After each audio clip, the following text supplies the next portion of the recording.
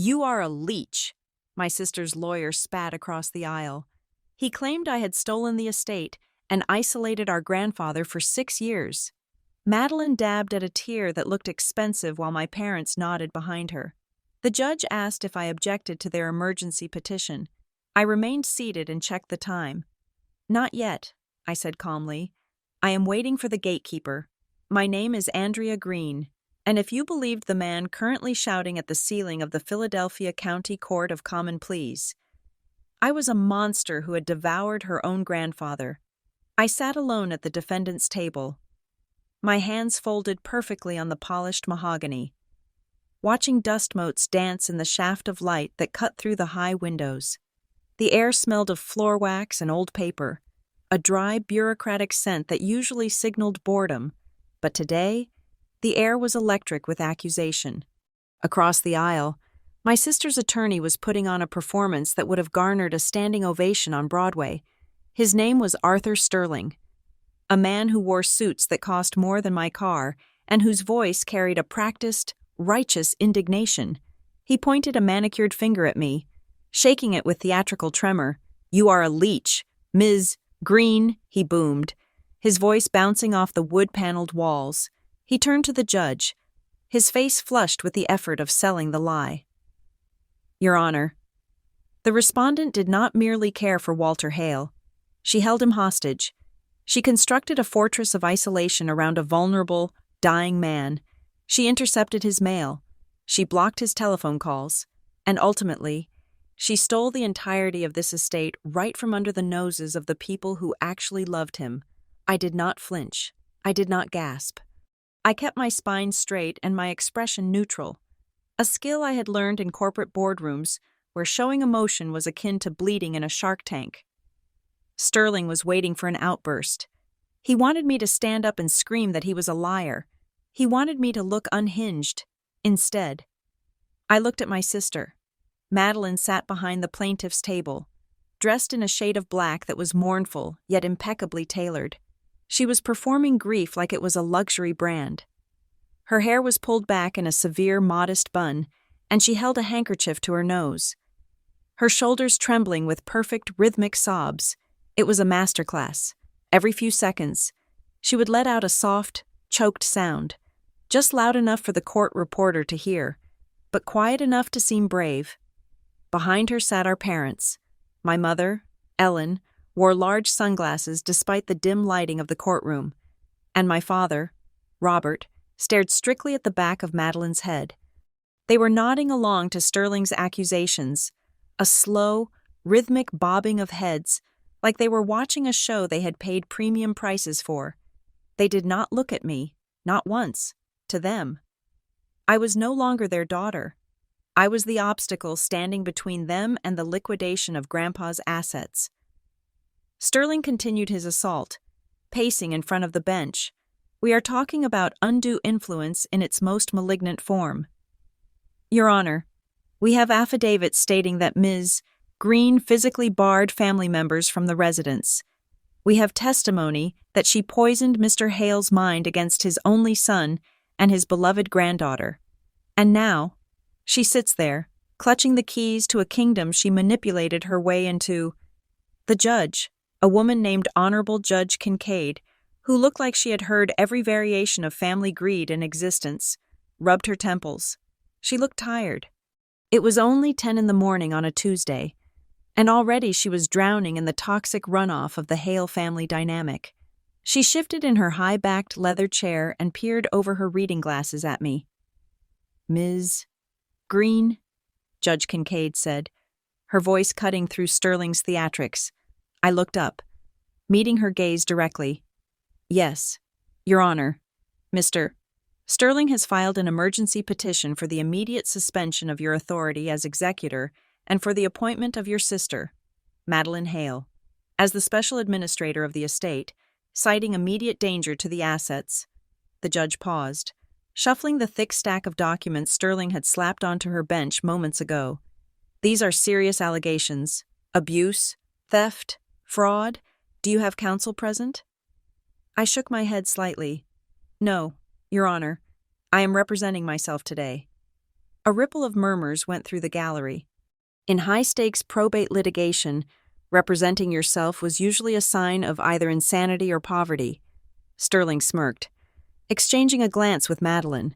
They thought I was broke. They thought the legal fees had already bled me dry. Judge Kincaid frowned. Very well. Do you object to the petition for emergency control if these allegations are even halfway true? The court is inclined to grant temporary relief to the plaintiffs to secure the estate assets. The room went silent. The stenographer's fingers hovered over her keys. Madeline stopped her fake crying for a split second, holding her breath. My father leaned forward. This was it. This was the moment they won. All I had to do was stutter, or fail to produce evidence, or simply look guilty. I did not stand. I did not argue. I lifted my left wrist and checked my watch. The second hand swept past the 12. It was exactly 10:15. I looked back at the judge and spoke with a calm that sounded terrifyingly loud in the quiet room. Not yet. Judge Kincaid blinked, clearly confused. Excuse me, I am not objecting yet. I clarified, my voice steady, devoid of the tremor Madeline was faking so well. I am waiting for the gatekeeper. The murmurs in the courtroom grew louder. I could hear the word crazy being whispered in the back rows. My calm looked like guilt to everyone who did not know the plan. It looked like dissociation. It looked like I had snapped under the pressure of my own crimes. Sterling seized the moment. He threw his hands up, looking at the gallery as if to say, "See, Your Honor," Sterling barked, stepping closer to the bench. This is exactly what we are dealing with. The arrogance, the detachment from reality. She is treating this court proceeding like a game. She is waiting for a gatekeeper. This confirms everything we have argued regarding her mental state and her unfitness to manage millions of dollars in assets. She is stalling because she has no defense. She has no justification for why the accounts have been drained or why the house locks were changed. Madeline let out a loud, melodramatic sob. She promised she would take care of him, she wailed, her voice cracking perfectly on the last word. She promised. My mother patted Madeline's shoulder, finally looking at me with a gaze that was pure ice. You should be ashamed of yourself. Andrea, she hissed, loud enough for the front row to hear. I ignored them. I focused on my breathing. In for 4, hold for 4, out for 4. Grandpa had told me it would be like this. He had warned me that they would strip me of my humanity to get to the money. They will peel your skin off if they think there is gold underneath. Andrea, he had said, don't scream, just watch the clock. Judge Kincaid banged her gavel, silencing the rising noise. Order in this court. Ms. Green, if you have no valid legal objection and no counsel to speak for you, and given the erratic nature of your response, I am moving forward. Sterling puffed out his chest, victory swelling his posture. Thank you, Your Honor. We ask that the petition be entered immediately and that law enforcement be authorized to accompany Ms. Hale to the residence to secure the property. The judge motioned to the clerk. The sounds were sharp and final. Papers moved across the wooden surface. The heavy thud clack of a date stamp hitting a document echoed in the high ceilings. The petition was officially entered. The trap was set. My sister had officially filed a legal claim stating that the estate was being mishandled and that the current will was the product of undue influence. By filing that document, by pushing that lie into the permanent record of the state, they had done exactly what Grandpa wanted them to do. Sterling turned to me, a smug smile plastering his face. You can hand over the keys now, Ms. Green, or we can have the bailiff retrieve them. Madeline was already standing up, drying her dry eyes, looking ready to march out and claim the mansion she believed was her birthright. My parents were gathering their coats, looking relieved, as if a great injustice had been righted.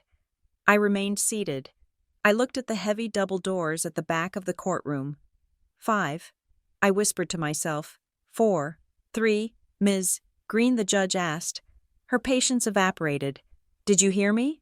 2, 1. The heavy oak doors of courtroom 4B groaned open. They did not just open.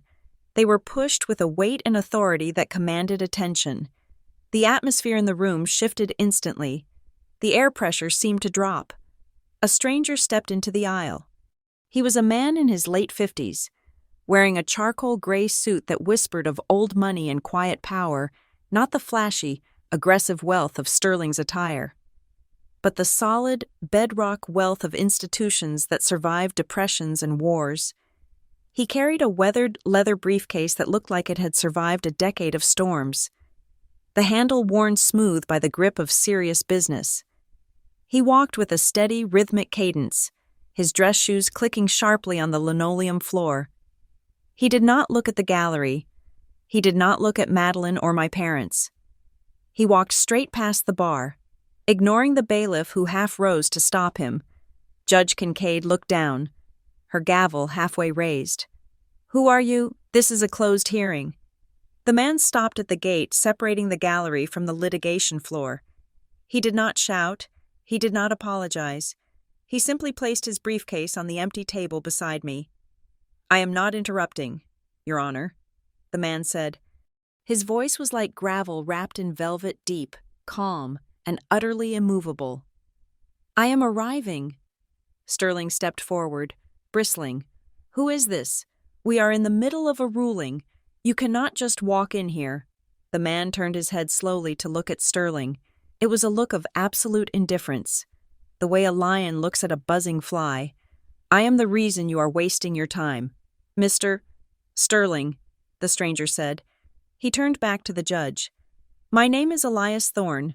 I am the senior trust officer for Briarstone Trust and Banking, and I am here to inform the court that the entity you are attempting to sue does not exist in the capacity you believe it does." Madeline froze. The color drained from her face, leaving her makeup looking like a mask on a corpse. The name Briarstone meant nothing to her, but the tone of the man's voice carried a frequency that shattered her performance. Judge Kincaid narrowed her eyes. "Mr. Thorne, if you have business with the Hale estate, you are late. I have just entered a petition for emergency control." Mr. Thorne clicked the latches of his briefcase. They snapped open with a sound like 2 gunshots in the quiet room. "You have entered a petition regarding the probate estate of Walter Hale," Thorne said, pulling out a thick binder bound in navy blue leather.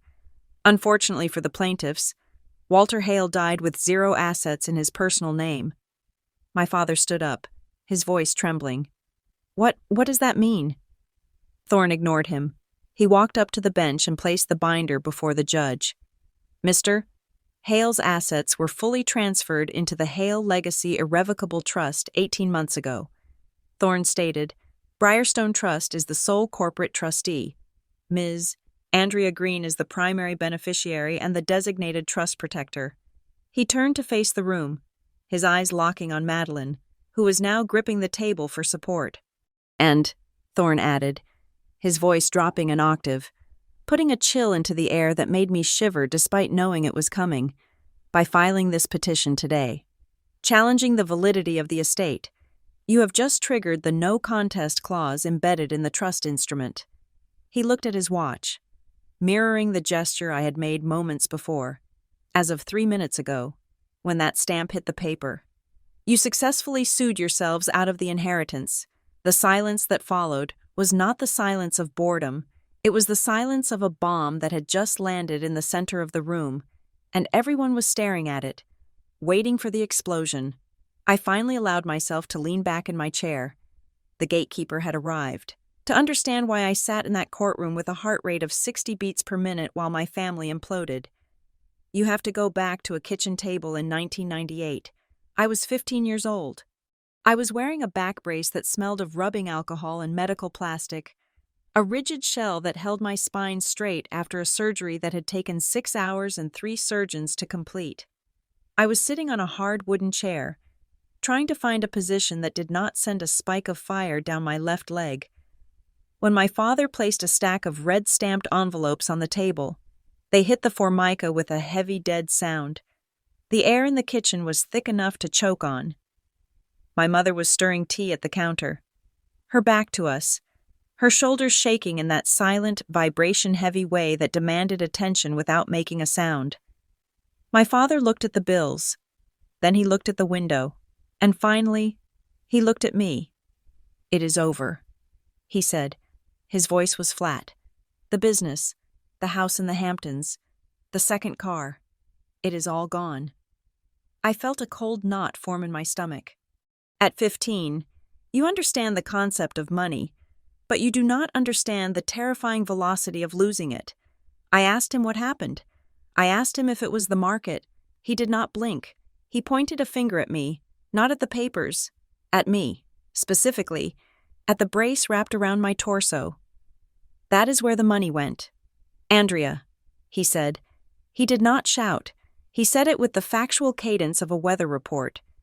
He looked at me like I was a line item in a ledger that had ruined his bottom line. He looked at me like I was a bad investment.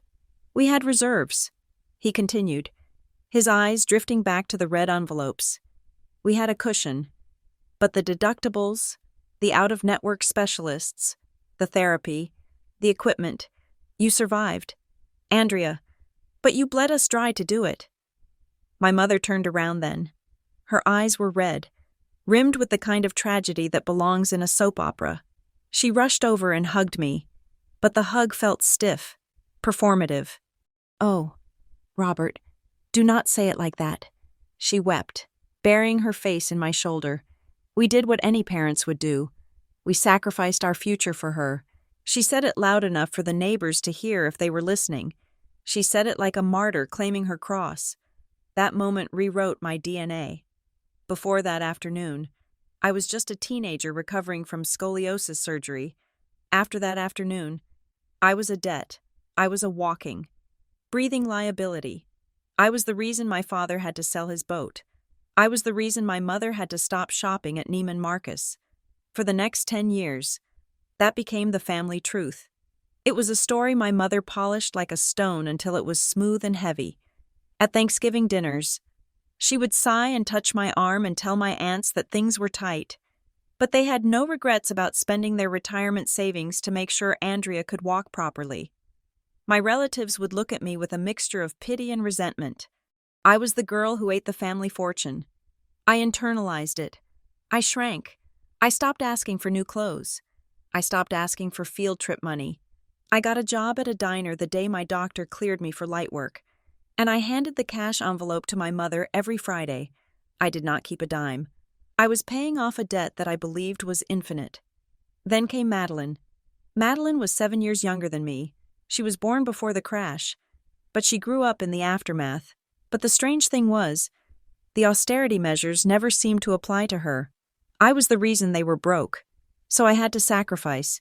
Madeline was the proof that they were recovering, so she had to shine when Madeline needed braces for her teeth. The money appeared. When Madeline wanted dance lessons, my father found the cash. She was the fresh start. She was the clean slate. My parents looked at her and saw a second chance to be the wealthy, successful family they pretended to be. They looked at me and saw the medical bill that ruined them. By the time I was 22, I was the invisible beam holding up the rotting structure of our household. I was working 2 jobs while finishing my degree at a state college. I paid the electric bill when the disconnect notice came. I bought the groceries because my mother claimed she had left her wallet at the store. I covered the gap in the rent. I did it quietly. I did it because every time I wrote a check, I felt a little less guilty about existing. Madeline, meanwhile, went to a private university. My parents co-signed loans they could not afford, and I sent her spending money so she would not be embarrassed in front of her sorority sisters. I was trained to serve the golden child. I was the roots, buried in the dirt. She was the flower, demanding the sun. But the truth has a nasty habit of hiding in plain sight. Usually in paperwork. I was 25 when I found the box. My parents were out of town, attending a wedding they could not afford to travel to, and a pipe burst in the basement. I went down to move the storage boxes before the water ruined them. One of the cardboard boxes had dissolved at the bottom, spilling its contents onto the wet concrete. It was 10 years of financial records, tax returns, credit card statements, bank ledgers from the year of the crash. I sat on the damp stairs under the single swinging light bulb, and I started reading. I do not know what I was looking for, maybe just confirmation of how much I had cost them. I wanted to see the number. I wanted to see the massive hospital bill that had broken my father's business. I found the medical bills. They were there. But next to them were the insurance reimbursements. My parents had excellent health insurance. The policy had covered 90% of my surgery. The out-of-pocket maximum for that year was $4,000. $4,000. I stared at the number until it blurred. $4,000 was a lot of money, yes, but it was not a business-ending amount. It was not a bankruptcy amount. I kept digging. I opened the credit card statements from the same year, and there I found the real hemorrhage. While I was in the hospital learning how to walk again, my father had leased a luxury sedan he did not need. My mother had charged $5,000 at a jewelry store in a single afternoon. There were charges for 5-star hotels, expensive dinners, and a vacation to Aruba taken 2 months before my surgery. The business had not collapsed because of my spine. The business had collapsed because my father stopped paying his vendors to fund his lifestyle. He had drained the company accounts to pay for the appearance of wealth. And when the house of cards fell, he looked around for a scapegoat. He saw his teenage daughter in a back brace, and he realized he had the perfect excuse. Who would question a grieving father destroyed by medical tragedy? It was the perfect shield for his own incompetence. I sat in that basement for 3 hours. The water soaked into my socks. I did not cry. I did not scream.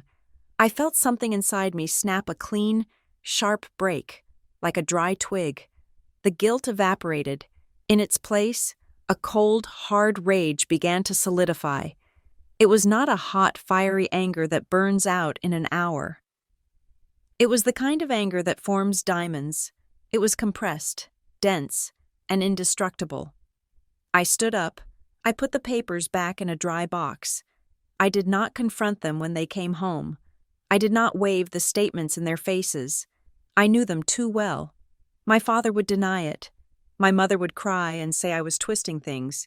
They would gaslight me until I doubted my own ability to read math. Instead, I moved out 3 weeks later. I stopped paying their bills. I stopped sending money to Madeline. When they called, panic in their voices, asking where the check was, I told them I was saving for my own future. My father called me selfish. My mother told the relatives I had abandoned them after everything they did for me. I let them talk. I had learned the most important lesson of my life in that basement. The story does not matter. The receipts matter. I took a job at Ridgewell Private Strategies. It was a boutique firm that handled operations and logistics for ultra-high net worth individuals. It was not glamorous work. It was the plumbing of the financial world. I managed the unsexy details: trust administration, estate compliance, complex asset transfers. My job was to say no to rich people who thought the rules did not apply to them. I learned to sit across from men who were worth $50 million and tell them that they could not buy a helicopter with their charitable foundation's money. I learned to watch women scream and throw vases because their allowance was capped by a trust officer, and I learned to sit there, unmoving, until they ran out of breath. I learned that bullies operate on momentum. They need you to react. They need you to be afraid, or angry, or apologetic. If you give them nothing, if you give them absolute, flat silence, they panic. They reveal themselves.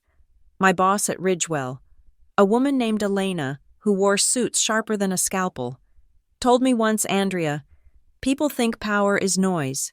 Power is not noise. Power is paper.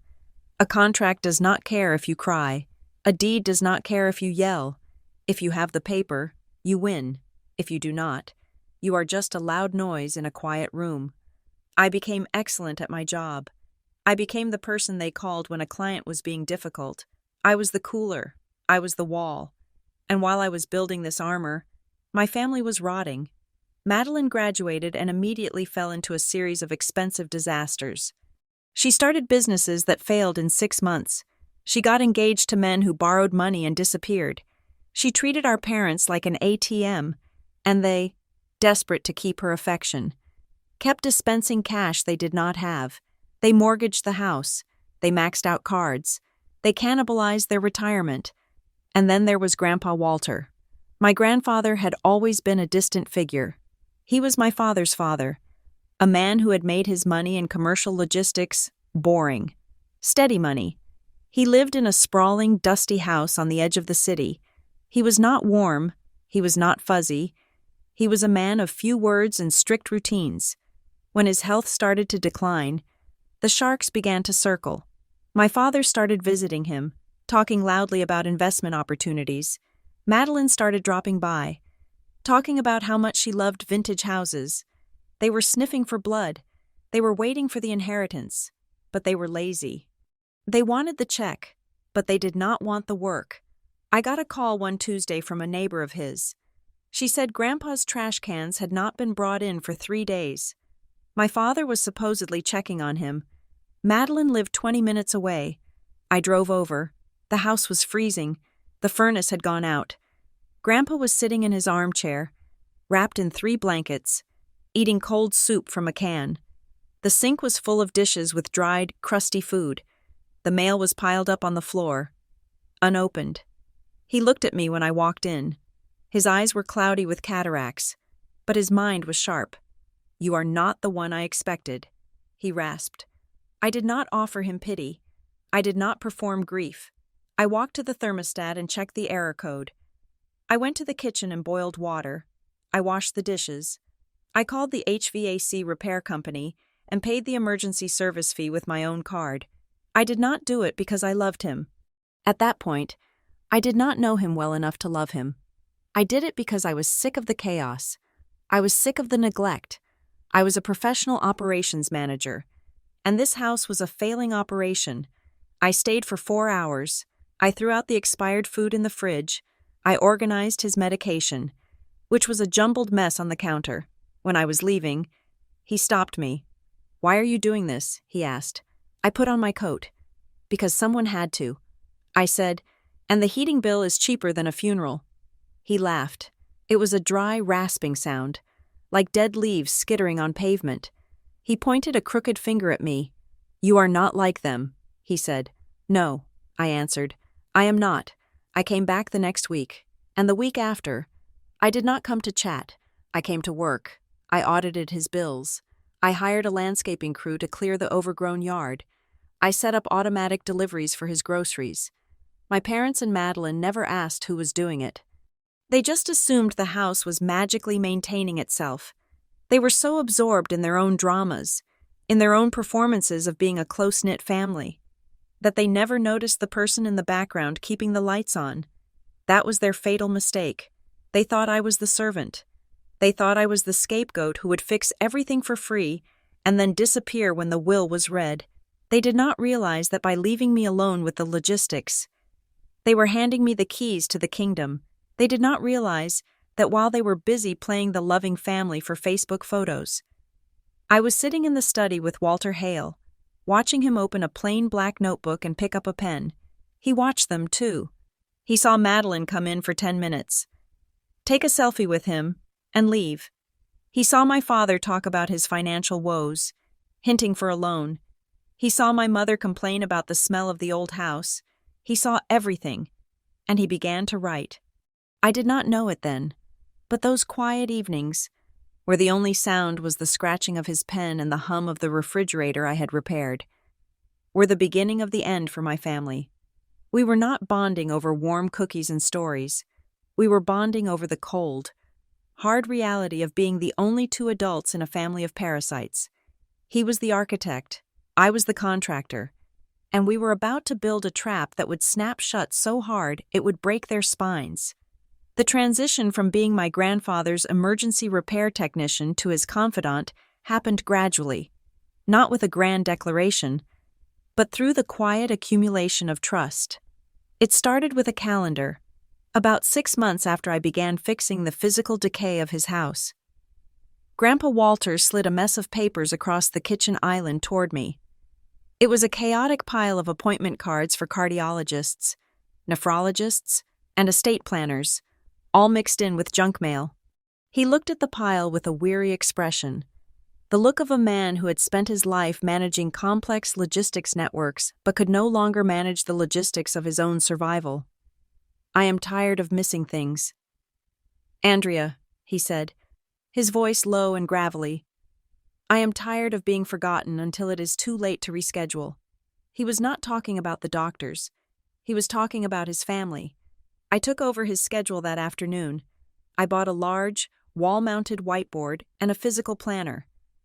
I did not do this to control him. I did it because dignity is often just a matter of organization. When you know where you are supposed to be, you feel like a person. When you are constantly surprised by your own life, you feel like a victim. As I organized his life, I began to see the pattern of his isolation. It was not random. It was systemic. Madeline's visits were the most painful thing to witness. She would breeze in, usually around 11 in the morning on a Saturday, smelling of expensive vanilla perfume and carrying a latte she had picked up for herself. She never brought one for him. She would sit on the edge of the sofa, never fully settling in, checking her phone every 3 minutes. She treated him like a prop.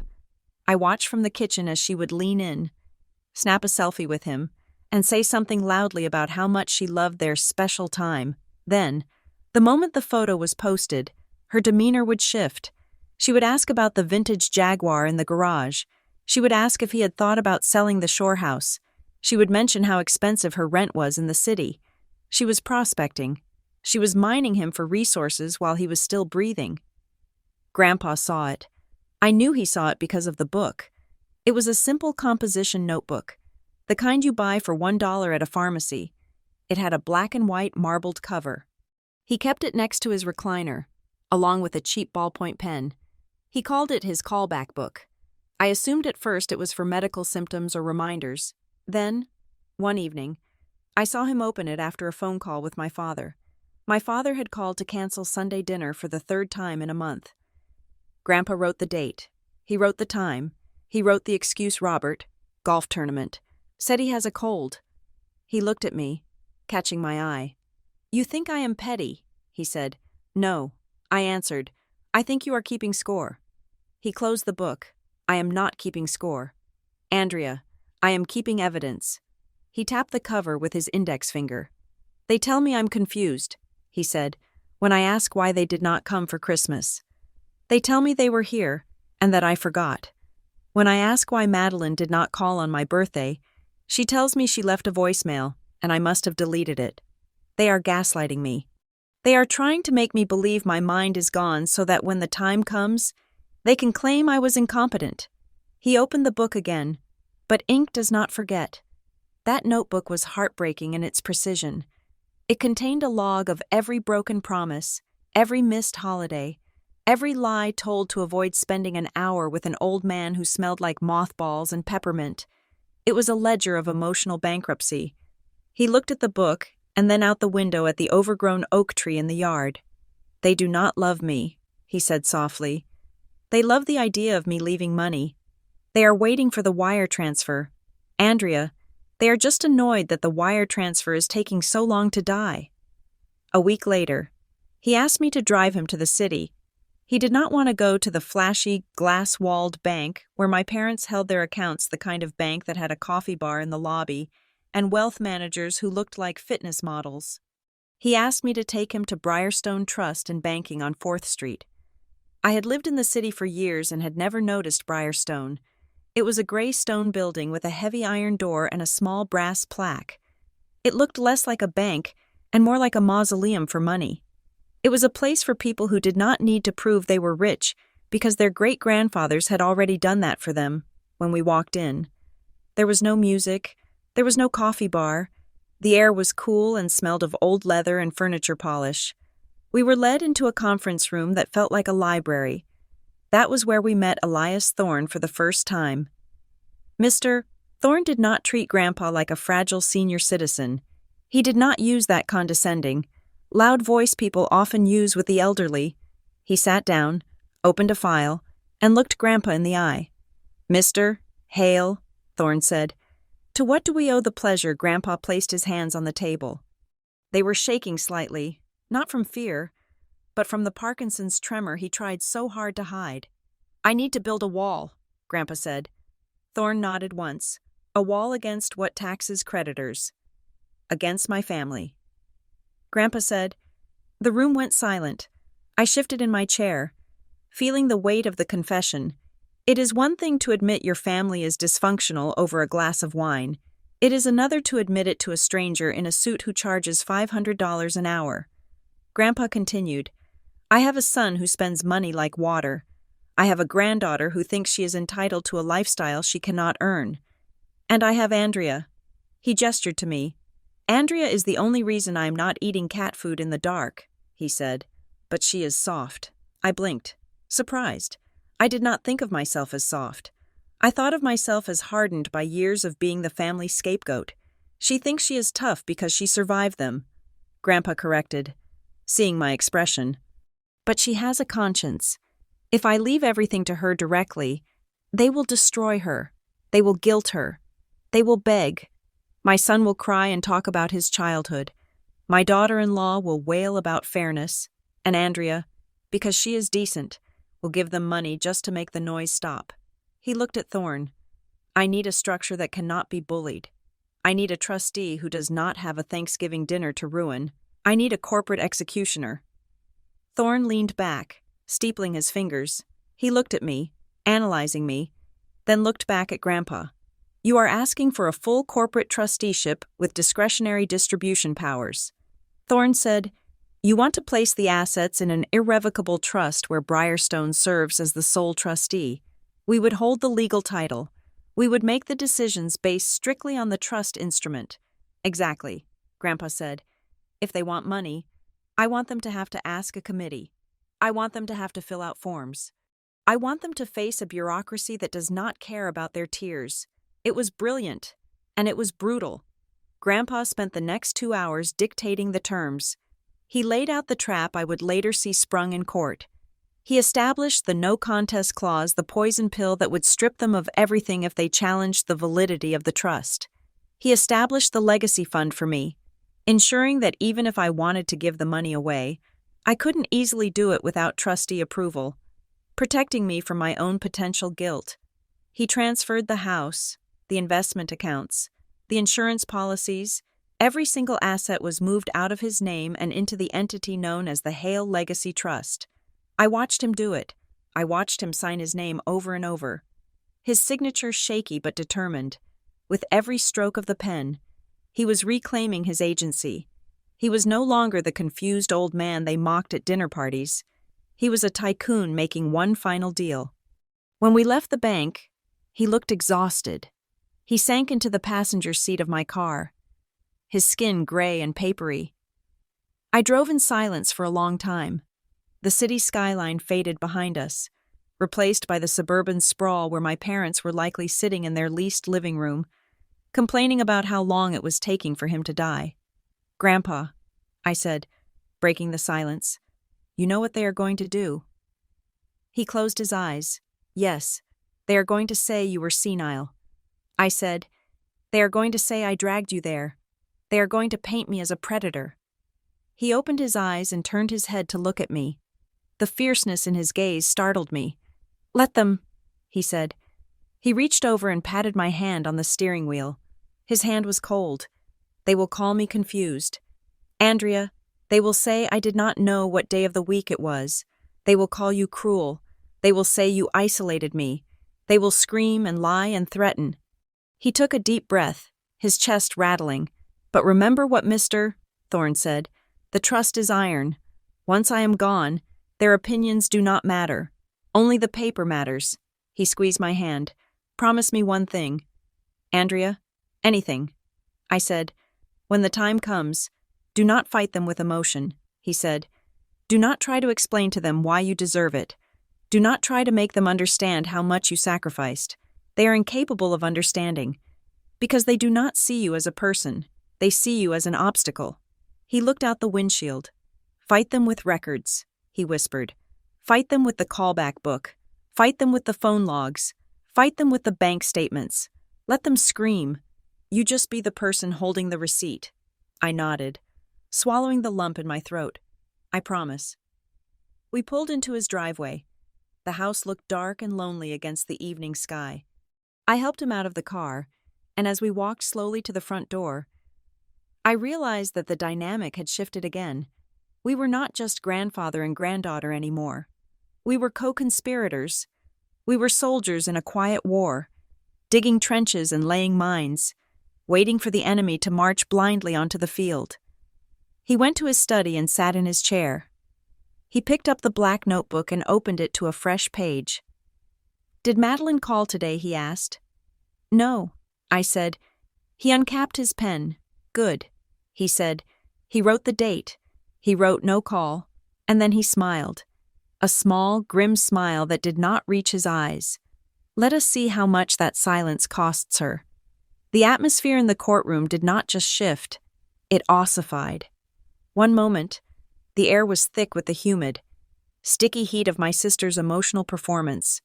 The next, it was brittle and cold, sterilized by the arrival of Elias Thorne and the navy blue binder he placed upon the judge's bench. Mr. Sterling, Madeline's attorney, recovered from his initial shock and puffed up like a toad defending a muddy puddle. He stepped in front of Thorne, trying to use his physical presence to block the older man from the judge's line of sight. "Your Honor, I must object in the strongest possible terms," Sterling bellowed, his voice bouncing off the high ceiling. "This is an ambush. We are here on an emergency petition regarding a probate matter. Mr. Hale died intestate, or at best with a contested will that we argue is invalid. Who is this man? Why is a bank representative interrupting a sensitive family proceeding? We have received no discovery regarding a corporate trustee. This is highly irregular and prejudicial to my clients." Judge Kincaid held up a hand. Her expression had gone from weary to sharp. She looked at the binder Thorne had placed before her. Then she looked at Sterling. "Mr. Sterling," she said, her voice dry. "If what this gentleman says is true, then there is no probate matter to discuss because there is no estate to probate." She gestured for Thorne to speak. Thorne did not look at Sterling. He did not look at me. He stood with his hands clasped loosely in front of him, looking like a man waiting for a bus. "It is not an ambush, Your Honor," Thorne said smoothly. "It is a notification of ownership. The assets in question, the residence, the brokerage accounts, the liquid cash, and the personal effects were titled to the Hale Legacy Irrevocable Trust 18 months ago." Sterling laughed. A short, barking sound meant to convey disbelief. 18 months impossible. We have been in contact with Mr. Hale for years. He never mentioned a trust. This is obviously a fabrication or a document signed under duress. Thorne reached into his briefcase again and produced a single, thin sheet of paper. He slid it across the table toward Sterling. "Here is the deed recording for the property, time-stamped by the county clerk," Thorne said. "And here is the acknowledgement of the account transfers, signed and notarized by your own firm's notary. Mr. Sterling." Sterling froze. He snatched the paper up. I watched his eyes scan the document. I saw the moment his brain registered the notary stamp. It was a stamp from his own office, likely from a junior associate my grandfather had used for a minor matter years ago, proving that the firm had constructive notice even if Sterling had ignored it. The judge opened the blue binder. The sound of the stiff leather cracking open echoed in the silent room. She began to read. For a long minute, the only sound was the turning of heavy bond paper pages. My parents were leaning forward in their seats, their necks craning as if they could read the text from 20 feet away. My mother was gripping her luxury handbag so tightly her knuckles were white. My father was wiping sweat from his upper lip. They looked like gamblers watching a roulette wheel slow down. Madeline whispered loudly to her mother, "What does it mean? What is an irrevocable trust?" "It means," my father hissed back, his voice strained, "that we cannot touch it." Judge Kincaid stopped turning pages. She adjusted her glasses and leaned closer to the document. She ran her finger down a paragraph, then looked up at me, for the first time. Her eyes held a flicker of respect. Then she looked at the plaintiffs. "Mr. Sterling," the judge said, her tone completely devoid of the sympathy she had shown 10 minutes ago. "This trust instrument appears to be in perfect order. It is comprehensive. It appoints Briarstone Trust and Banking as the sole administrative trustee, and Ms. Andrea Green as the trust protector with veto power over discretionary distributions." Madeline stood up. She could not help herself. The script she had rehearsed the grieving granddaughter. The victim was dissolving, and she was panicking. "That is not fair," she shouted, her voice shrill. "He promised me. He told me the house would be mine." Andrea made him sign that he was sick. He did not know what he was doing. Sterling reached out to grab her arm to silence her. But he was too late. The words were out. Judge Kincaid looked at Madeline. Her face was stone. "Ms. Hale, sit down," the judge ordered. Madeline sat, but she kept talking, her voice dropping to a frantic mutter. He was confused. He had dementia. Andrea locked him in that house and made him sign papers he did not understand. He was incompetent. Thorne cleared his throat. It was a polite, quiet sound, but it cut through Madeline's murmuring like a knife. "Your Honor," Thorne said, "if I may direct your attention to Article 7, Section 4. Judge Kincaid turned the pages. She found the section. Her eyebrows shot up. "Ah," she said, "I see." She looked out at the courtroom. She looked directly at my father, then at Madeline. "Counsel," the judge said to Sterling, "are you familiar with the concept of an in terrorem clause, commonly known as a no contest clause?" Sterling's face went the color of old ash. He knew exactly what it was. He tried to speak, but his throat seemed to have closed up. "Yes, Your Honor," he croaked. But Judge Kincaid interrupted him. "I am going to read this into the record." She cleared her voice. "If any beneficiary under this trust, or any individual claiming an interest in the settler's estate, directly or indirectly contests the validity of this trust, or seeks to set aside any of its provisions, or attacks the capacity of the settler to establish this trust, or conspires with any other person to do the same, then that person's right to any interest in the trust estate shall cease, and the property that would have passed to that person shall be distributed as if that person had predeceased the settler without living issue." The room went absolutely silent. Even the air conditioning seemed to stop humming. Judge Kincaid looked over her glasses at Madeline. "Ms. Hale, you just stood up in my court and stated on the record that the settler, Mr. Walter Hale, was incompetent and did not know what he was doing. You have just formally attacked the capacity of the settler." Sterling was waving his hands, a desperate, drowning motion. "Your Honor." My client was emotional. "That was not a formal legal pleading. We are simply—" "The petition you filed this morning," Judge Kincaid said, cutting him off and holding up the document Sterling had been so proud of 10 minutes ago, "specifically alleges undue influence and lack of capacity. You entered it into the record at 10:14. She looked at the clock on the wall. "It is now 10:25. By filing that document, you have triggered the clause." My father made a sound like he had been punched in the gut. He slumped back against the wooden bench. He understood business. He understood contracts. He realized, with a sickening clarity, that the trap had not been sprung by me. It had been sprung by them. They had walked into the room, loaded a gun, pointed it at their own feet, and pulled the trigger, all while thinking they were robbing the place. Madeline looked around wildly. "But we are family," she screeched.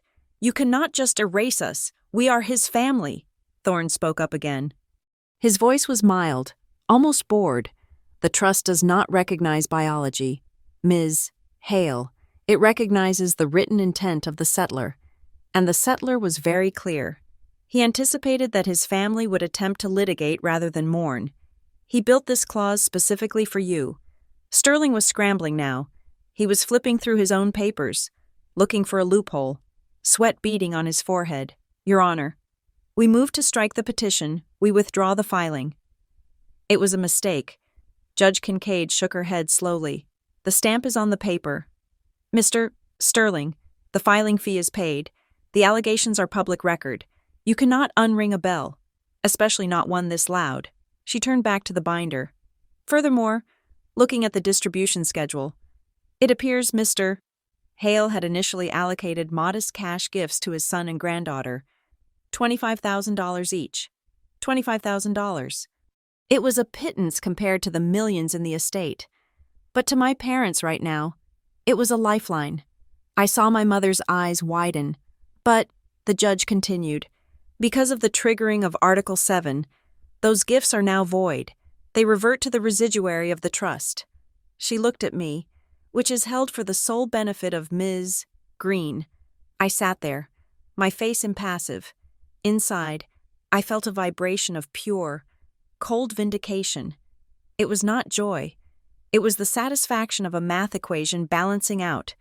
Grandpa had told me this would happen. He had predicted the exact words Madeline would use. He was confused.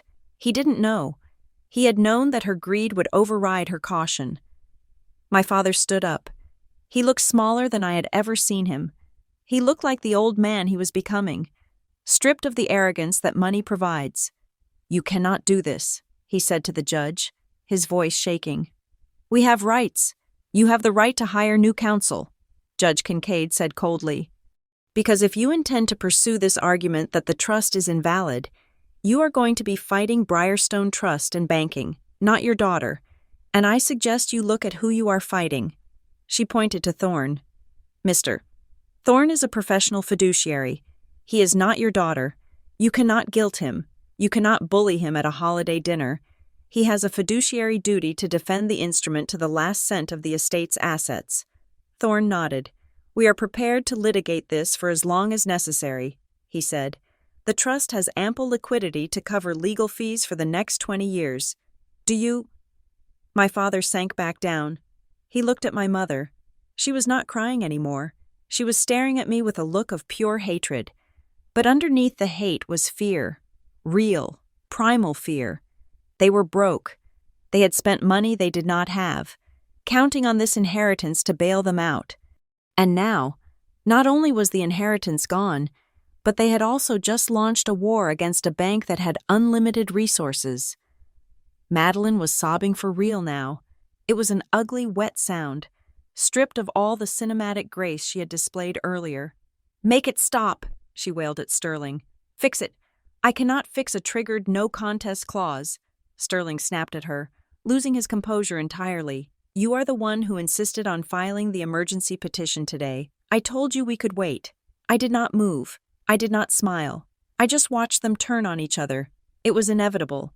When the money is gone, the loyalty evaporates." Judge Kincaid banged her gavel. "This hearing is adjourned regarding the emergency petition. The petition is denied with prejudice. The court recognizes the standing of Briarstone Trust and Banking." She looked at Sterling. "If you wish to proceed with a trial to prove the decedent was incompetent, Mr. Sterling, you may file the appropriate motions.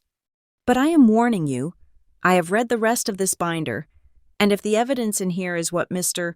Thorne claims it is, you are walking your clients into a buzzsaw." She stood up.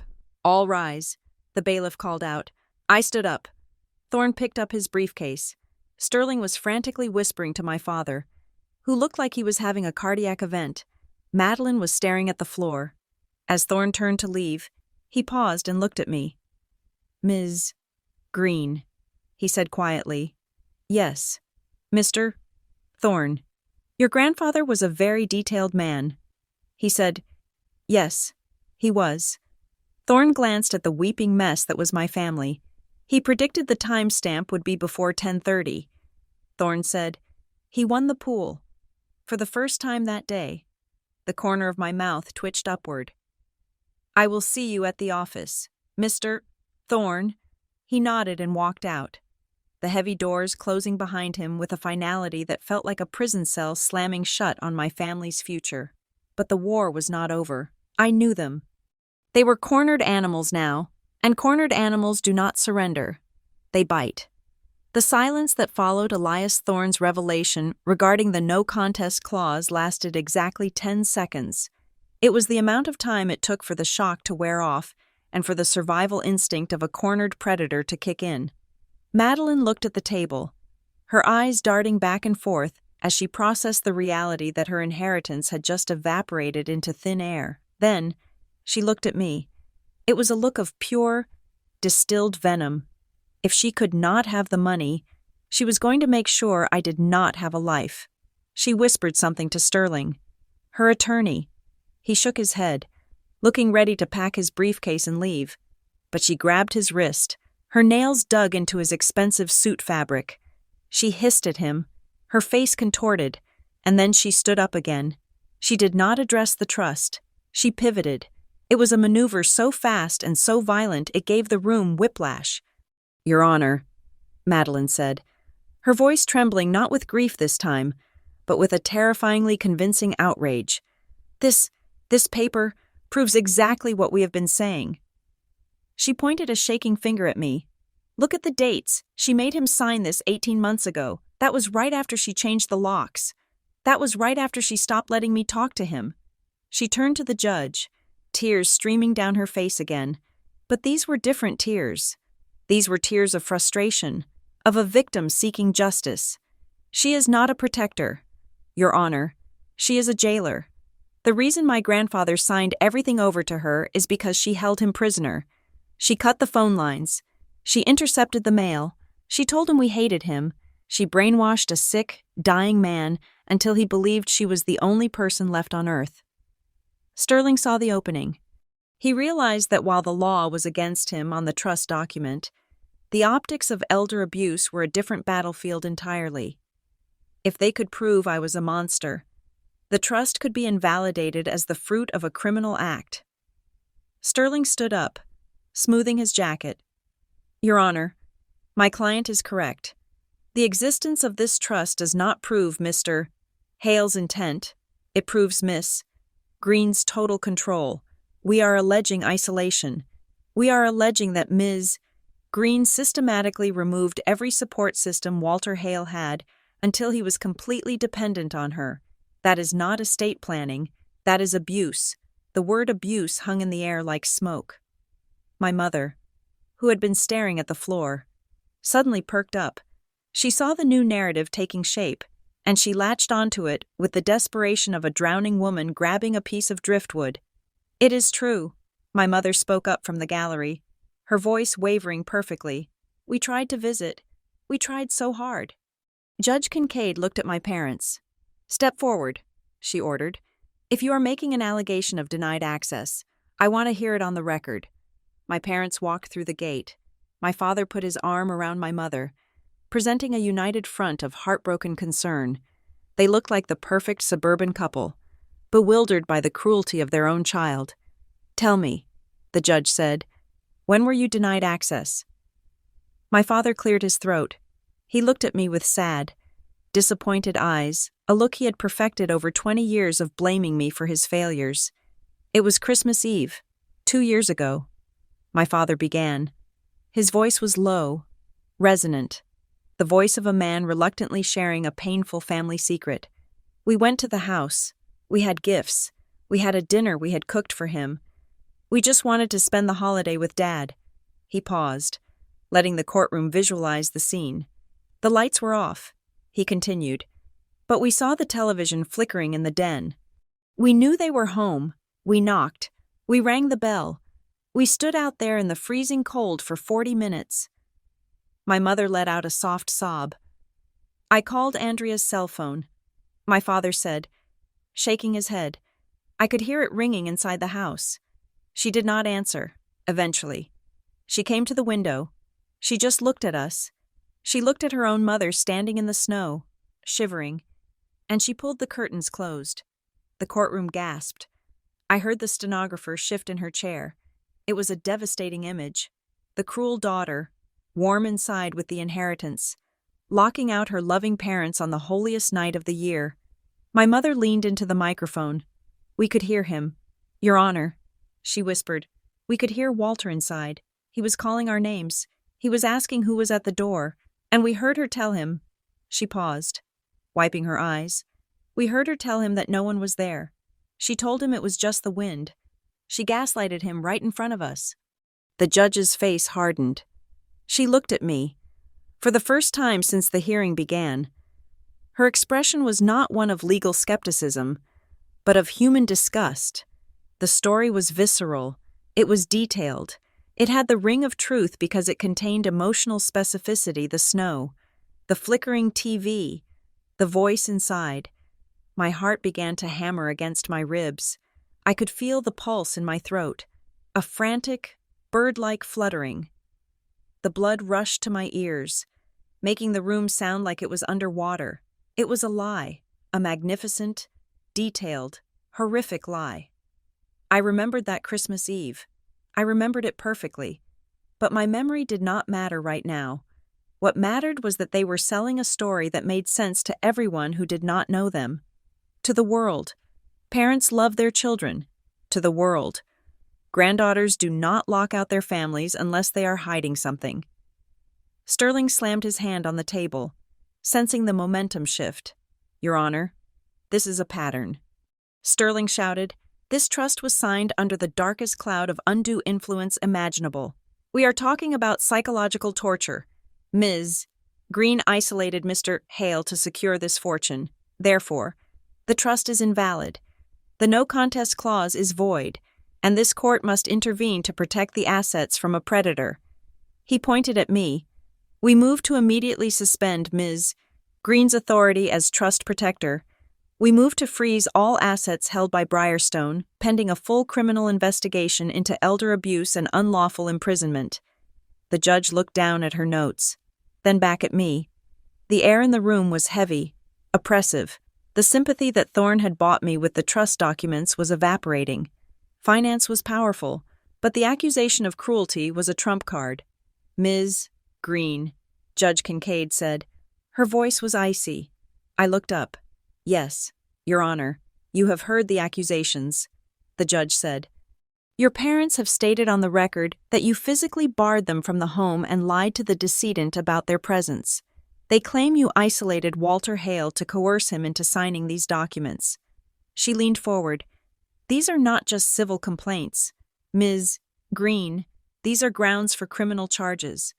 If I find even a shred of evidence that you isolated him, I will not only void this trust, I will refer this matter to the district attorney. Madeline smirked. It was a tiny, fleeting thing. But I saw it. She thought she had me. She thought that because it was their word against mine, the tie would go to the grieving family. She thought I would crack. She was waiting for me to scream, to call them liars, to engage in the screaming match she was so good at winning. Do you have a response? The judge asked. I sat there. My hands were clasped so tightly that my fingernails were cutting into my palms. Every instinct in my body screamed at me to stand up and defend myself. I wanted to yell about the years of neglect. I wanted to yell about the times Grandpa called them and they sent him to voicemail. But I heard Grandpa's voice in my head. Do not fight them with emotion. Andrea, fight them with records. If I spoke now, I would sound defensive. I would sound like a daughter trying to justify herself. And in a courtroom, the person explaining is the person losing. I forced my hands to relax. I took a breath that shuddered only slightly on the way in. I did not stand. I did not look at my parents.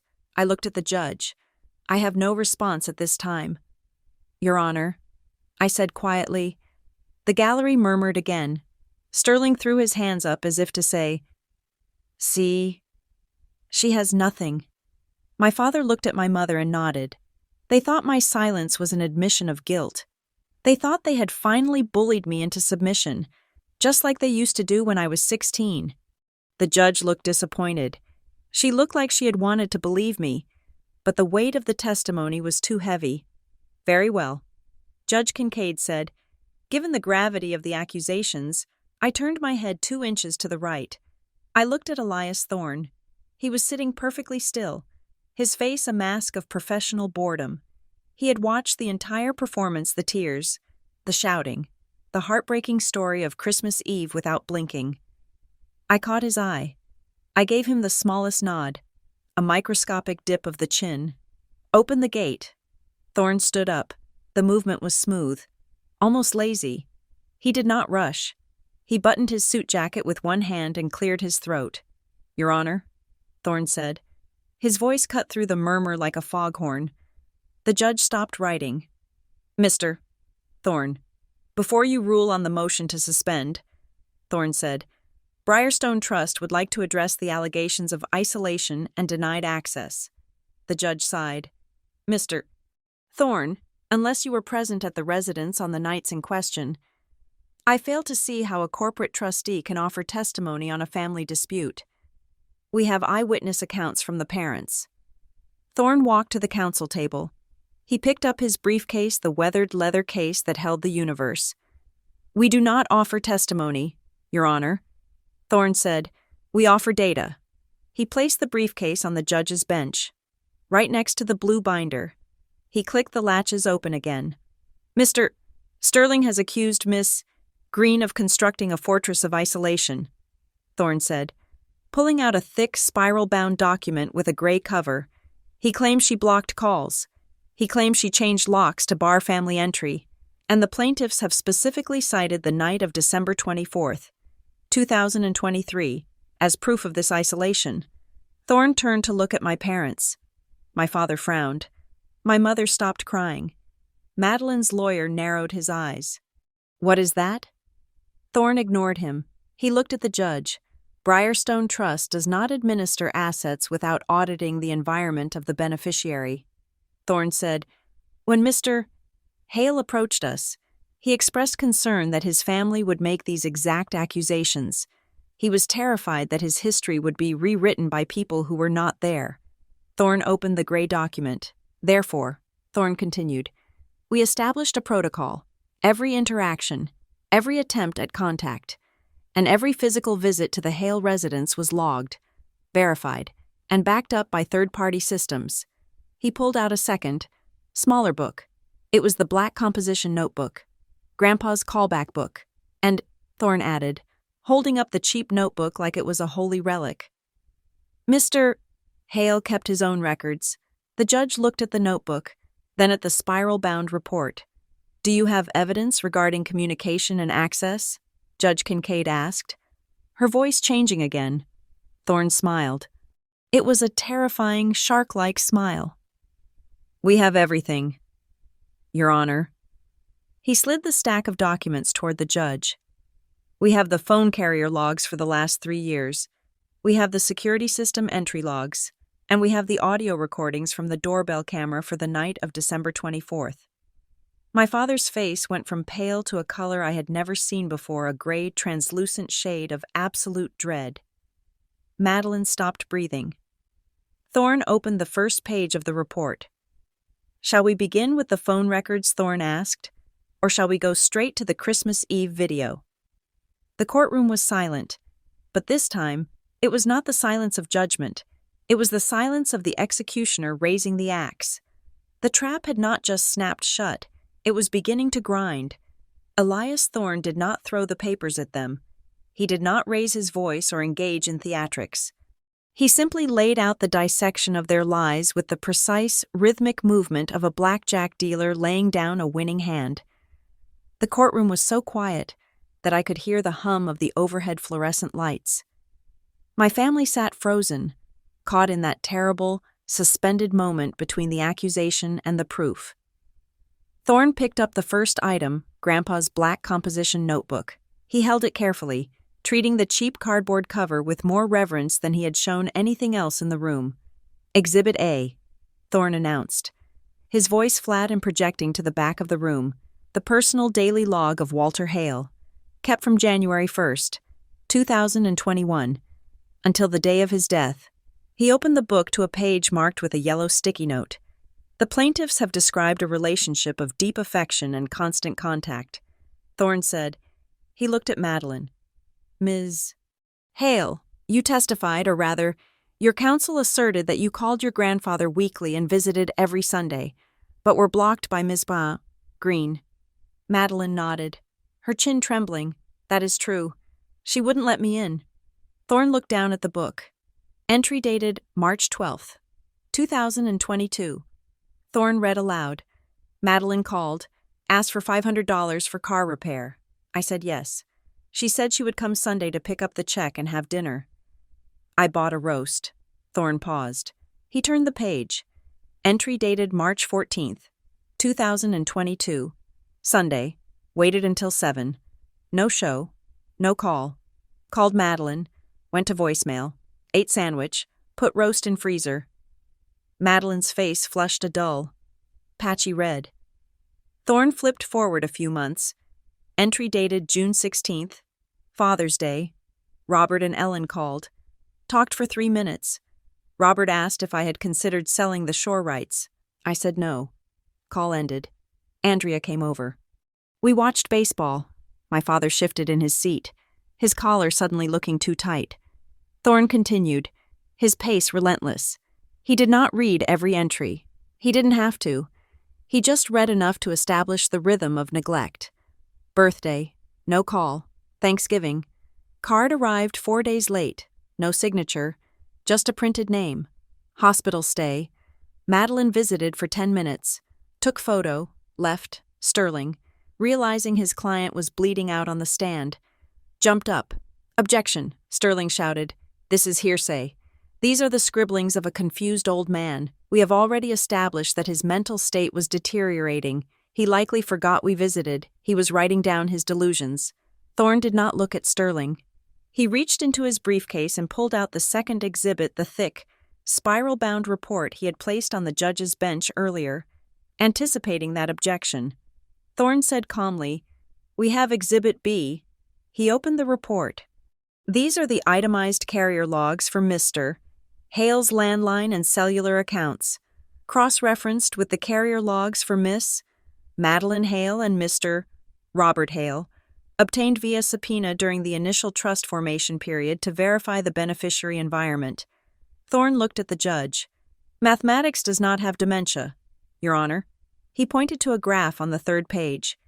In the year 2023, Madeline Hale initiated a total of 6 calls to her grandfather.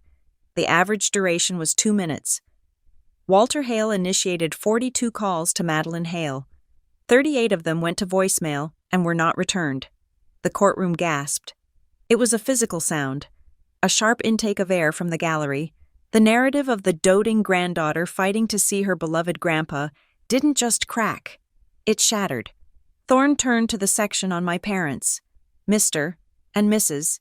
Hale claimed they were blocked. Thorne said, "Yet, here we see a record of incoming calls from their number. On the dates they claim they were blocked, there are no incoming calls registered on the switchboard. Not one. However, there are outgoing calls from Mr. Hale's number to theirs." Thorne read the timestamps. February 3rd. Outgoing call to Robert Hale. Duration 18 seconds. February 10th. Outgoing call to Robert Hale. Duration 12 seconds. Thorne looked up, his eyes cold. These are not blocked calls, Your Honor. These are screened calls. Mr. Hale was reaching out, and his family was pressing the ignore button. My mother let out a small, strangled noise. She looked at my father, terrified. The lie was not just exposed. It was being measured, quantified, and logged into the permanent record. But Thorne was not done. He reached into the briefcase again. Exhibit C, he said. He pulled out a stack of laminated papers. They were high-resolution color copies. Mr. Hale was aware that phone logs tell only half the story. Thorne said he knew that calls could be disputed. So, he began asking Miss Green to help him print screenshots of his text message history. Madeline's eyes went wide. She stood up, knocking her chair back. "That is private," she screamed. "You cannot read my texts. That is a violation of privacy." Sterling tried to shush her, but she was frantic. "Those are personal." Judge Kincaid looked at Madeline with an expression that could have frozen water. "Ms. Hale, you just accused the trustee of false imprisonment and the defendant of elder abuse." The judge said, "You made the nature of your relationship the central issue of this hearing. You opened the door. The objection is overruled." She nodded to Thorne. "Proceed." Thorne held up the first laminated sheet. Text from Madeline Hale. Dated August 4th. "Grandpa, I really need that transfer. The landlord is going to evict me.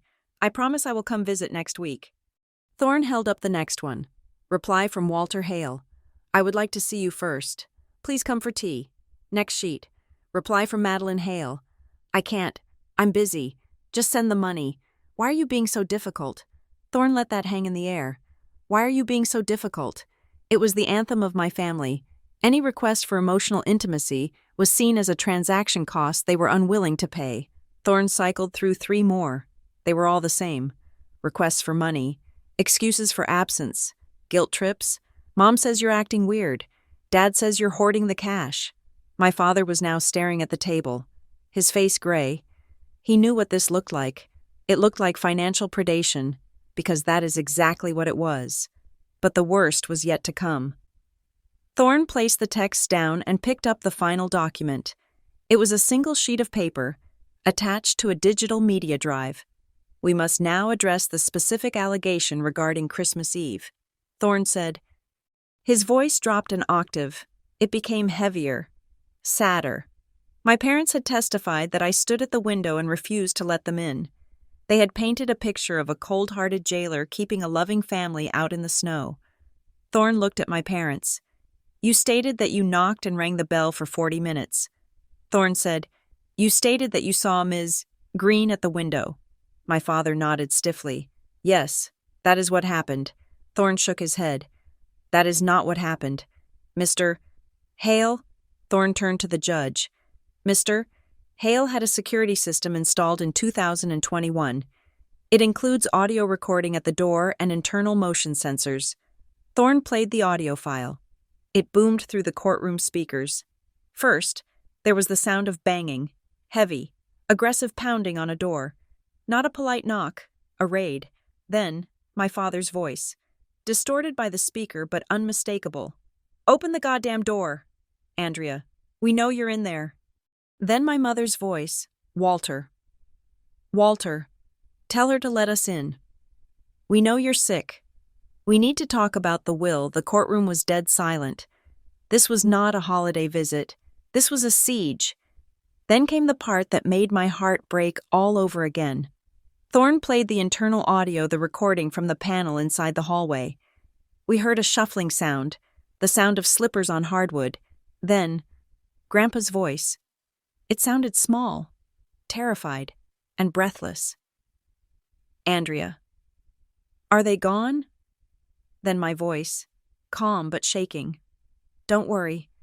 Grandpa, I locked the deadbolt. They can't get in. Grandpa's voice again. Don't let them in. Please, they just want to yell at me. I can't take the yelling tonight. My chest hurts. Then, the sound of keypad tones. Beep, beep, beep. Thorne paused the audio. He looked at the judge. That sound. Your Honor, was Walter Hale dialing 911 on his landline? My mother gasped, covering her mouth with her hand. Thorne held up a document, a police incident log. He dialed emergency services at 7:14 p.m. Thorne said, He did not speak to the operator. He hung up because the banging stopped. But the log exists. Thorne looked at my parents with a mixture of pity and contempt. He was not calling the police on Miss Green. Thorne said, He was calling the police on you. He let the paper fall onto the table. The narrative that Ms. Green was keeping you out is false. Thorne concluded, The truth is that Walter Hale was hiding in his own hallway, terrified of his son and daughter-in-law, begging his granddaughter to keep the door locked. He was not a prisoner. He was a refugee in his own home, and Ms. Green was his sanctuary. I felt a tear slide down my cheek. I hadn't cried during the funeral. I hadn't cried during the reading of the will. But hearing Grandpa's scared voice again, asking if they were gone, broke something inside me. The judge stared at the speaker for a long moment. Then she slowly turned her head to look at Madeline's side of the table. Her eyes were no longer judicial, they were predatory. She looked at Sterling, who was now frantically stuffing papers into his briefcase as if he could hide the evidence by packing it away. She looked at my father, who was slumped over like a marionette with cut strings, and she looked at Madeline, who was staring at the wall, her mouth slightly open, unable to comprehend that her perfect victimhood had just been exposed as a grotesque lie. You made the accusation, Judge Kincaid said, her voice low and dangerous. You stood in my court, under oath, and claimed this woman was an abuser. You claimed she stole a father from his children. The judge picked up the police log Thorne had dropped. Now we walk through it, she said. She leaned over the bench. Mr. Sterling, you asked for an investigation. You asked for the truth to be brought to light to protect the estate. She dropped the paper. Request granted. But we are not investigating the defendant. We are investigating the plaintiffs. Because what I have just heard is not a family dispute. It is perjury, and it is attempted fraud." She looked at me, and her expression softened. Just for a second. "Ms. Green," she said, "I am sorry you had to hear that recording." I nodded, unable to speak. The judge turned back to the plaintiffs. "Sit down," she ordered my father, who had started to rise. "We are not done. Mr. Thorne implies there is more, and given what I have just seen, I intend to see every single scrap of paper in that briefcase." The dread in the room was palpable. It was a physical weight, pressing down on Madeline and my parents. They had come here to strip me of my dignity and my inheritance. Instead, they had stripped themselves naked, and the court was staring at their ugliness with the lights turned up to maximum brightness. And the worst part for them was the realization that Thorne still had one more envelope in his hand. The silence in the courtroom following the playback of the emergency call was heavy enough to crush a lesser woman, but my sister Madeline was not built from shame. She was built from a titanium alloy of entitlement and denial. She stared at the speaker where Grandpa's terrified voice had just played, her face twisting not into remorse, but into a defensive snarl. She stood up, ignoring her lawyer's hand reaching out to restrain her. He was out of his mind, she snapped, her voice bouncing off the wood-paneled walls. She turned to Judge Kincaid, her hands shaking as she pointed at the empty witness stand. "You heard him," Madeline shouted. "He was terrified of his own family. Does that sound like a sane man to you? He was paranoid. He was hallucinating. He thought we were attackers because his brain was rotting." She looked back at me, her eyes wild. "He was on heavy medication for his heart and his tremors. The side effects caused paranoia. Everyone knows that. Andrea took advantage of a drug-induced delirium to make him sign those papers. He did not know who we were. He did not know what he was owning. He was a shell, my father." Sensing a lifeline, jumped in. "She is right, Your Honor," he said, his voice gaining strength. "Dad was confused for the last 2 years. He would forget names. He would get agitated over nothing. If he signed a trust document handing over millions of dollars to a bank and his granddaughter. He did it because he did not understand the value of a dollar anymore. He was easily manipulated because he was senile." Madeline slammed her hand on the table. "Exactly, the trust is invalid because the settlor lacked capacity. You cannot enforce a contract signed by a man who thought his own son was a burglar." Judge Kincaid looked at them. She did not bang her gavel this time. She simply folded her hands and looked at Elias Thorne. The judge was beginning to understand that the man with the weathered briefcase did not bring arguments to court. He brought conclusions. "Mr. Thorne," the judge said, "the plaintiffs are raising the issue of testamentary capacity. They allege that on the date of signing, Mr. Walter Hale was under the influence of medication or dementia that rendered him unable to understand the nature of his estate." Thorne did not look surprised. He did not even look up from his notes immediately. He finished making a small check mark on a piece of paper, then slowly rose to his feet. "We anticipated this, Your Honor," Thorne said. His voice was calm, a stark contrast to Madeline's shrill accusations. "In fact, Mr. Hale anticipated this. He told me during our very first meeting, 'My granddaughter Madeline will say I am crazy because it is easier than admitting she is greedy.'" Madeline gasped, opening her mouth to scream again, but Thorne cut her off by lifting a thick document from his briefcase. "Briarstone Trust and Banking does not execute irrevocable trusts for high-net-worth estates based on a handshake," Thorne said, "especially not when the client warns us of impending litigation from hostile family members. We require certainty." He walked to the bench and placed the document before the judge. "Exhibit D," Thorne announced, "This is an affidavit of capacity, executed on October 14th, 2022. That is the same day the trust was funded." He turned to the room. It was not completed by a general practitioner. It was completed by 2 independent forensic psychiatrists, Dr. Aris Thorne, no relation, and Dr. Sylvia Chang. Both are board-certified experts in geriatric competency assessments. My father slumped in his chair. He knew what that meant. A regular doctor's note could be argued. A forensic psychiatrist's evaluation was bulletproof. Thorne continued. The evaluation lasted 3 hours. They tested for memory, cognitive function, and susceptibility to undue influence. Their conclusion is bolded on page 4. The judge adjusted her glasses and read aloud. Mr. Hale demonstrates high-level cognitive function, clear understanding of his assets, and a specific, articulated reason for his distribution choices. There is no evidence of dementia, delirium, or cognitive impairment. Madeline was shaking her head violently. Doctors can be bought, she yelled. That is just paper. He could have had a good day. He could have memorized answers Andrea fed him. You did not see him like we did. You did not see the confusion. Thorne smiled. It was a cold, wintry smile. Actually, Ms. Hale, we did see him. He reached into the briefcase one last time and pulled out a silver flash drive. Because of the high risk of challenge, Briarstone policy dictated that the capacity evaluation and the signing ceremony be video recorded. He turned to the bailiff. May I? The judge nodded. Permission granted. The bailiff took the drive and plugged it into the courtroom's media system. A large screen descended from the ceiling.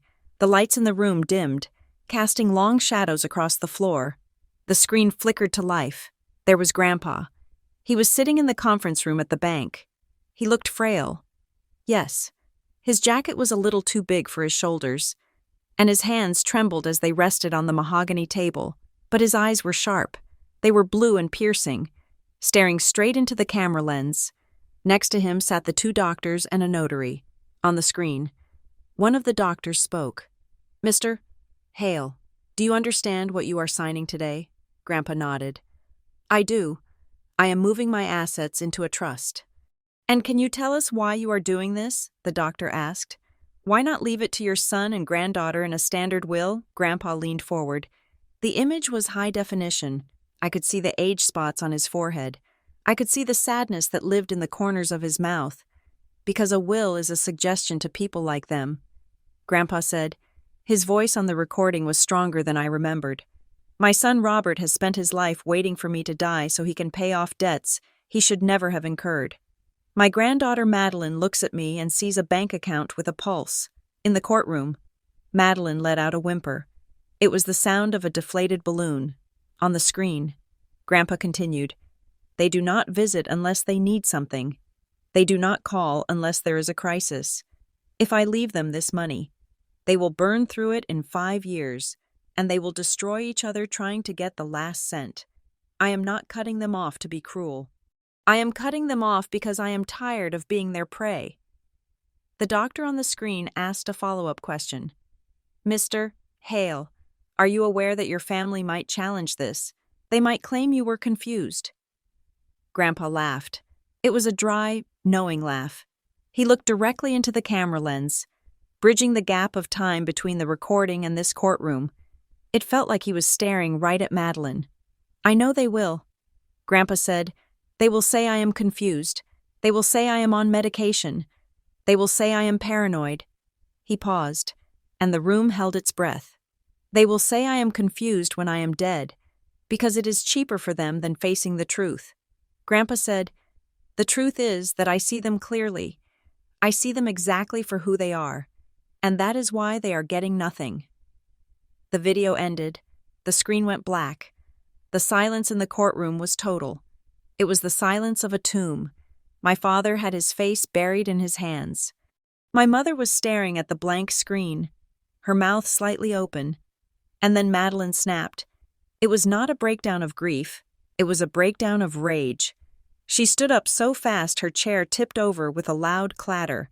Who paid for that? She screamed, pointing at the screen. Sterling tried to grab her. Madeline, sit down. No, she yelled, pulling away from him. Do you know how much forensic psychiatrists cost? Do you know how much a videographer costs? Thousands, tens of thousands of dollars? She spun around and pointed a trembling finger at me. She paid for it. Look at her. She is the one who set this up. She is a receptionist at a logistics firm. She does not have $10,000 to drop on doctors. She turned to the judge. Her eyes manic. This proves the undue influence. Your Honor, Andrea funded this. She found the money, probably stole it from him to pay these doctors to certify him. She invested in this evaluation because she knew the payoff was millions. She is the mastermind. She bankrolled this entire charade. The accusation hung in the air. It was desperate, but it was dangerous. If I had paid for the evaluation, it would look like I was purchasing a diagnosis. It would look like I was manufacturing the evidence. The judge looked at me. Ms. Green, the judge said, did you pay for these services? I looked at Madeline. She was panting, her chest heaving. She looked like a wild animal that had chewed off its own leg to escape a trap, only to realize it was still caught. I kept my voice steady. I did not raise it. I did not shout. I did not pay for it. I said, Madeline laughed, a hysterical, jagged sound. Liar. You are the only one who wanted this. Grandpa wouldn't spend money on this. He was cheap. He hoarded every penny. He wouldn't pay $5,000 for a video. I stood up slowly. I smoothed the front of my blazer. Grandpa was cheap. I agreed. He hated spending money on things he did not value. But he was willing to spend any amount of money to buy his own peace of mind. I looked at the judge. I scheduled it. Your Honor, I called the doctors. I booked the conference room. I arranged the videographer. I did all of the logistics, Madeline shouted. See, I told you? Because, I continued, riding over her interruption, I knew you would do this. Grandpa knew you would do this. We sat at his kitchen table and discussed it. He asked me, how do we stop them from lying about me? And I told him, we buy the truth. Thorne cleared his throat. Exhibit E, he said softly.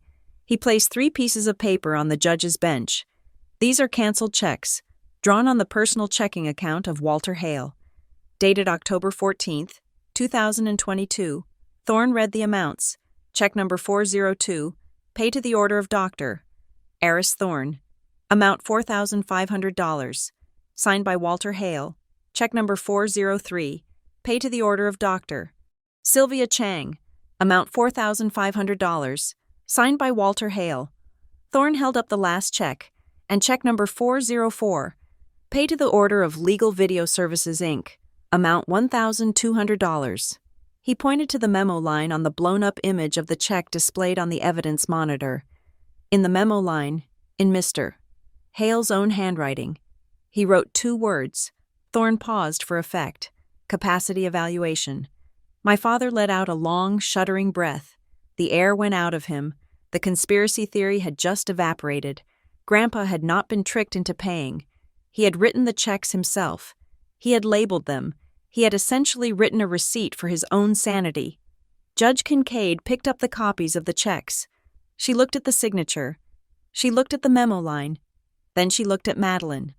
The judge's face was no longer just stern. It was angry. It was the anger of a jurist who realizes she has been used as a pawn in a game of greed.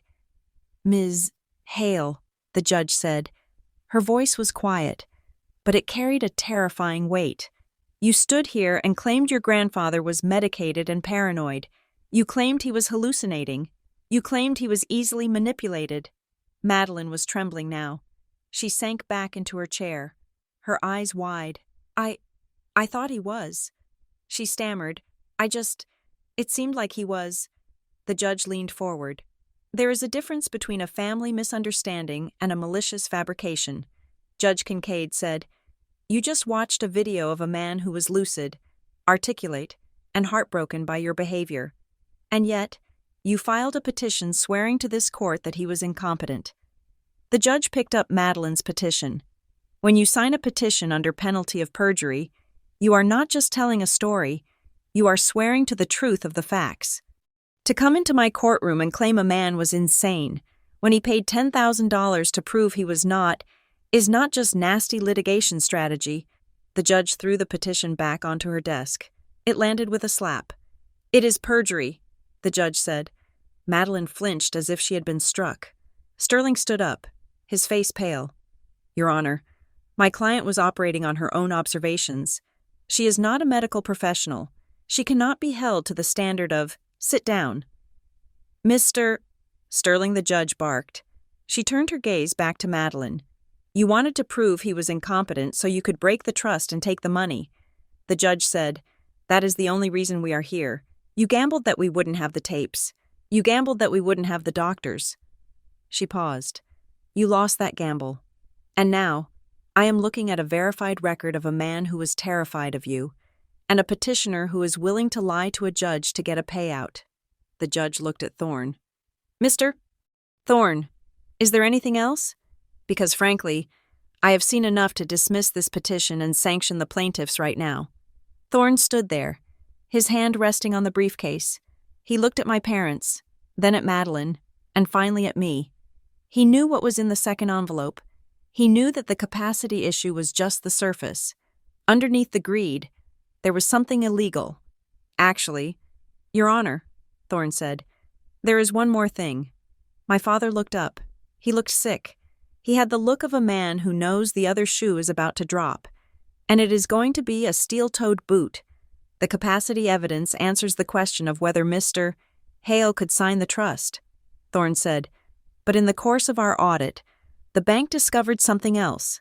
We discovered why the family was so desperate to get control of the accounts so quickly. Thorne reached into the briefcase and pulled out a sealed white envelope. It was not bulky, it was thin. We discovered the hidden layer, Thorne said. The room went cold. Madeline stopped crying.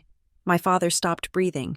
I watched them, and I felt a strange sense of detachment. We had stripped away the grief. We had stripped away the lies about love. Now, we were about to strip away the law. Thorne broke the seal on the envelope, and the sound of tearing paper was the loudest thing in the world. The air in the courtroom had become thick and stagnant, like the atmosphere inside a sealed tomb.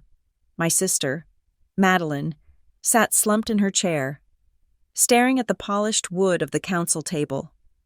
She looked smaller than she had an hour ago. Her posture, usually so rigid with entitlement, had collapsed under the weight of the video evidence. She believed she had reached the bottom. She believed the worst thing that had happened today was that she had lost the money and humiliated herself in front of a judge. She was wrong. Elias Thorne stood at the bench, his hand resting on the leather flap of his briefcase. He did not return to his seat. He did not close the latches. He simply stood there, waiting for the murmurs in the gallery to die down, his expression unreadable. To the casual observer, it looked like the hearing was over. We had established the trust was valid. We had established Grandpa was sane.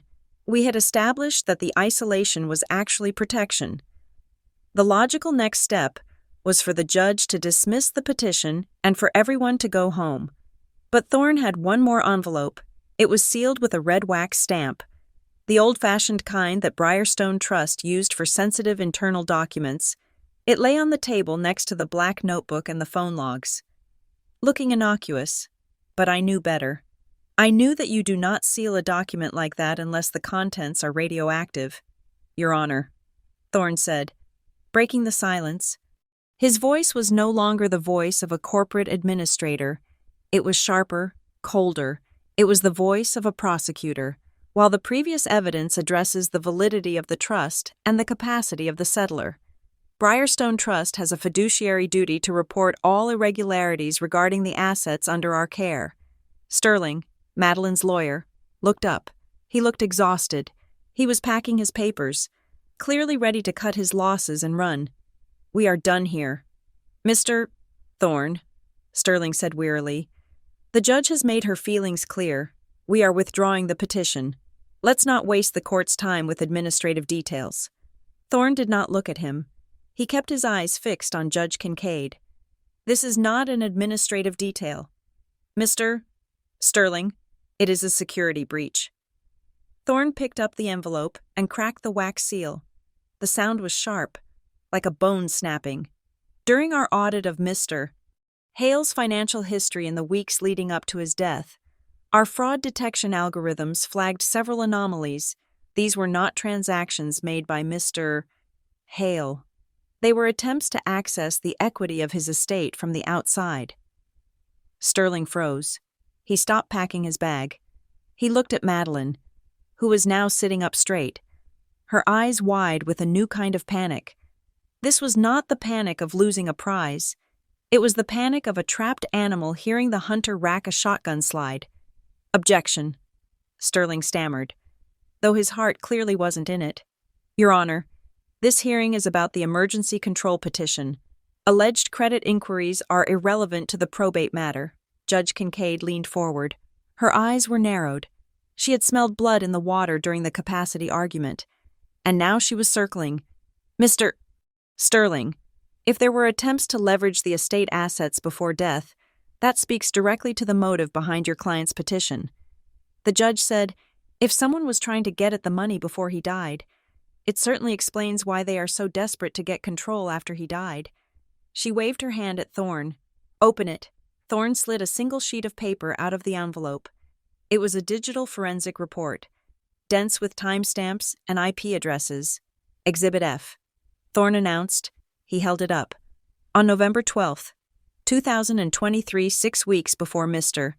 Hale passed away, an online application was submitted to a third-party lender. The application was for a home equity line of credit against the Hale residence. The requested amount was $150,000. My father's head snapped up. $150,000. It was a specific number. It was exactly the amount of debt my father had mentioned owing to a private creditor during a hushed phone call I had overheard months ago. Thorne continued. The application was submitted digitally. The user created a profile using Mr. Hale's name and social security number. However, the contact email provided for the account verification was not Mr. Hale's. Mr. Hale did not use email. Thorne turned the page.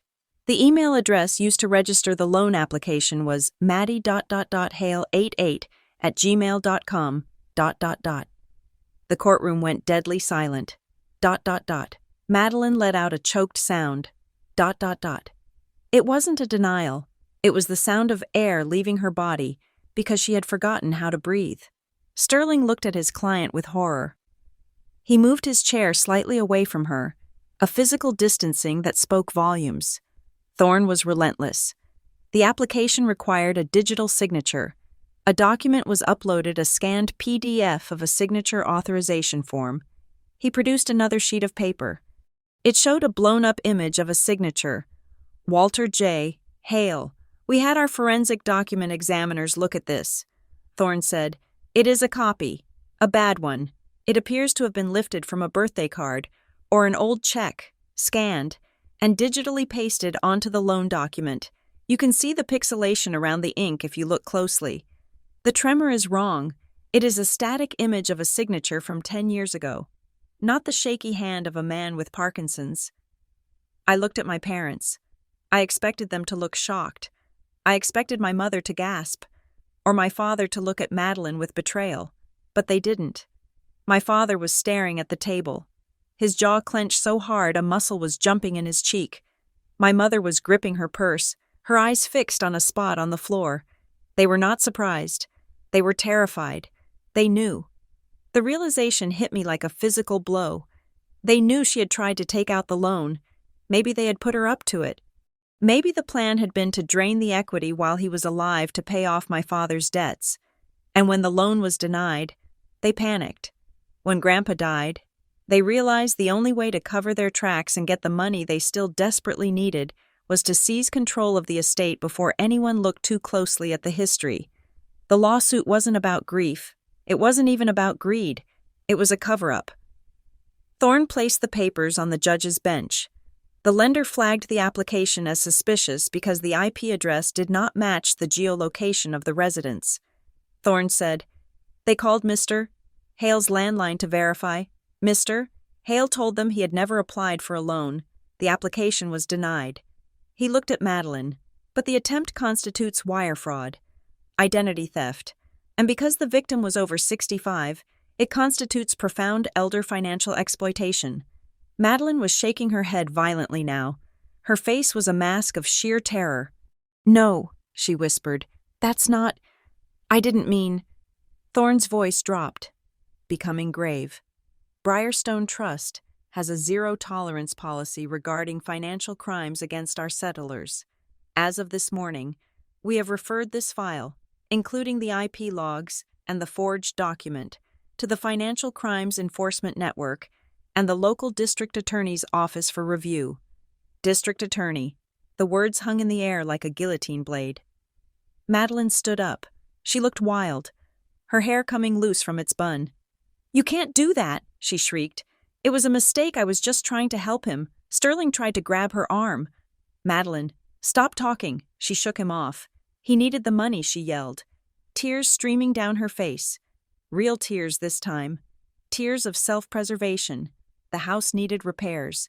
The roof was leaking. I was going to manage the funds for him. I didn't steal anything. The application was just to get the liquidity ready in case of an emergency. Judge Kincaid raised a hand. Her eyes were sharp, locking onto Madeline. "Ms. Hale," the judge said calmly. "Mr. Thorne did not say what the stated purpose of the loan was." Madeline froze. Her mouth hung open. The judge leaned over the bench. "Mr. Thorne said an application was submitted. He did not mention a leaking roof. He did not mention repairs." The judge picked up the evidence file Thorne had just submitted. She scanned it quickly, and looking at the application here, the stated purpose for the funds was debt consolidation. The judge looked back at Madeline. "So, how did you know the narrative about the roof unless you were the one who filled out the form?" The trap snapped shut. It was absolute. There was no wiggle room, no interpretation, no emotional context. Madeline had just confessed to knowledge of a fraudulent document in open court. Madeline looked at my parents, pleading with her eyes for them to save her. "Dad," she whispered, "tell them. Tell them we talked about the roof." My father did not look up. He sat frozen, a statue of cowardice. He knew that if he spoke, if he admitted he knew about the loan, he would be an accessory, he would be dragged down with her. So he did what he had always done. He protected himself. He let his child take the fall. My mother began to weep, but it was a quiet, defeated weeping. She knew it was over. Madeline stood there, isolated in the center of the room, looking from her silent father to the stony face of the judge. I. Madeline stammered. Judge Kincaid banged her gavel. It was a loud, sharp crack that made everyone jump. "Let the record reflect," the judge said, her voice icy, "that the petitioner has demonstrated intimate knowledge of the fraudulent application submitted in the decedent's name." She looked at Sterling. "Mr. Sterling, your motion to suspend the trustee is denied. The petition for emergency control is dismissed with prejudice. And frankly, Counselor, if I were you, I would stop worrying about the probate court and start worrying about the criminal defense attorney your client is going to need by this afternoon." Sterling closed his eyes and pinched the bridge of his nose. He knew his career had just taken a hit by association. Judge Kincaid turned her eyes to me. "Ms. Green," she said. I looked up. "Yes, Your Honor. The court apologizes," she said. "It appears your grandfather was not paranoid. He was prescient." She looked back at the terrified group on the other side of the aisle. "This is no longer an inheritance dispute," the judge stated, closing the file with a heavy thud. "This is a crime scene." Thorne nodded once to the judge, then turned and looked at my family. He didn't gloat. He didn't smile. He just looked at them with the cold, clinical detachment of a man who had cleaned up a mess. Madeline collapsed back into her chair, burying her face in her hands. My father stared straight ahead, his face gray, looking at a future that suddenly held no money, no house, and a potential indictment. I sat there, feeling a strange hollowness in my chest. I had won. Grandpa had won. But looking at the wreckage of the people who were supposed to love me, I didn't feel triumphant. I just felt a profound, heavy relief that I had the paper to prove I wasn't the crazy one. Thorne caught my eye. He tapped the watch on his left wrist. "Time to go," the gesture said. But we weren't just leaving the courtroom. We were leaving the family. And unlike them, we were walking out through the front door. The heavy oak doors of the courthouse closed behind me, muting the hum of legal machinery. But the silence did not last. The moment I stepped out onto the wide stone steps of the Philadelphia County Court, The cold autumn wind hit my face, carrying with it the sounds of the city and the frantic energy of 3 people who had just watched their lives disintegrate. I adjusted my scarf and walked down the steps. I did not run. I did not look back. I had my car keys in my hand, and my only goal was to reach my sedan, drive to a quiet coffee shop, and breathe for the first time in 18 months. But they were waiting. They were huddled near the curb, standing next to a massive black SUV that looked like a tank designed for suburban warfare. It was leased, of course. Everything they owned was leased, borrowed, or bought on credit that was currently imploding. My father, Robert, saw me first. He stepped away from the vehicle and moved to intercept me on the sidewalk. He did not look like the confident patriarch who had sat in the front row an hour ago. His shoulders were hunched, and his face was a map of panic. But as he got closer, I saw him put on the mask. It was a reflex. He straightened his tie, smoothed his hair, and arranged his features into a look of reasonable, paternal concern. He was going to try to bargain. He was going to treat me the way he treated his creditors, as a problem that could be managed with the right words. "Andrea," he called out. His voice was forced, trying to sound casual, as if we had just run into each other at a grocery store and not at a hearing where he had been accused of fraud. "Andrea, wait up. We need to talk." I did not stop walking. "I have nothing to say to you." "Robert," I said, staring straight ahead at the parking garage across the street. He jogged slightly to keep pace with me, placing himself in my path so I had to stop or walk into the street. "Don't be like that," he said, putting his hands up in a placating gesture. "Look, what happened in there? It was intense. Lawyers get carried away, emotions run high, but we are out here now. We are family." I looked at him. I really looked at him. For years, this man had terrified me. His disappointment had been the sun around which my planetary guilt orbited. Now, seeing him in the harsh daylight, I realized he was just a man in a suit he could not afford, desperate for a bailout. "You are not family," I said calmly. "You are plaintiffs, and you lost." My mother, Ellen, rushed over then. She was not trying to negotiate. She was trying to wound. She had wiped away the courtroom tears, but her eyes were red and swollen. She grabbed the lapel of my coat, her fingers digging into the wool. "You are destroying us," she wailed. She didn't care who on the street heard her. "Do you understand what you have done? That trust was our retirement. It was our safety net. If we don't get access to that equity, we lose the house. We lose the cars. We lose everything." She looked at me with a mix of fury and disbelief, as if I had personally set fire to her life. "How can you be so selfish?" she hissed. "After everything we gave you, we raised you, we fed you, and now you leave us with nothing." I gently but firmly removed her hand from my coat. I did not shove her. I just peeled her fingers off one by one, like I was removing a burr.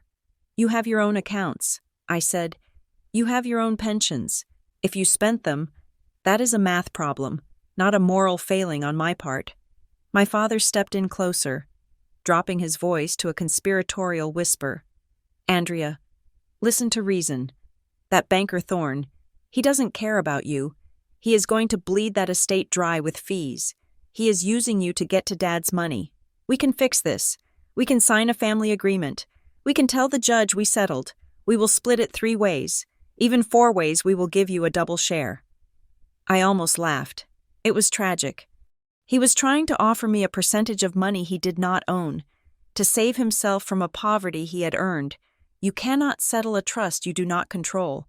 I said, "And I do not want your money. I have a job. I have a life." Then Madeline hit me. It wasn't a punch, but it was aggressive. She had been standing by the car, vibrating with rage, and when she heard me reject the offer, she snapped. She rushed forward and grabbed my arm. Her fingernails digging into my skin through my sleeve, she spun me around to face her. "You set me up!" she screamed, her face inches from mine. Spittle flew from her mouth. "You knew about the loan application. You knew I tried to get the money for the roof.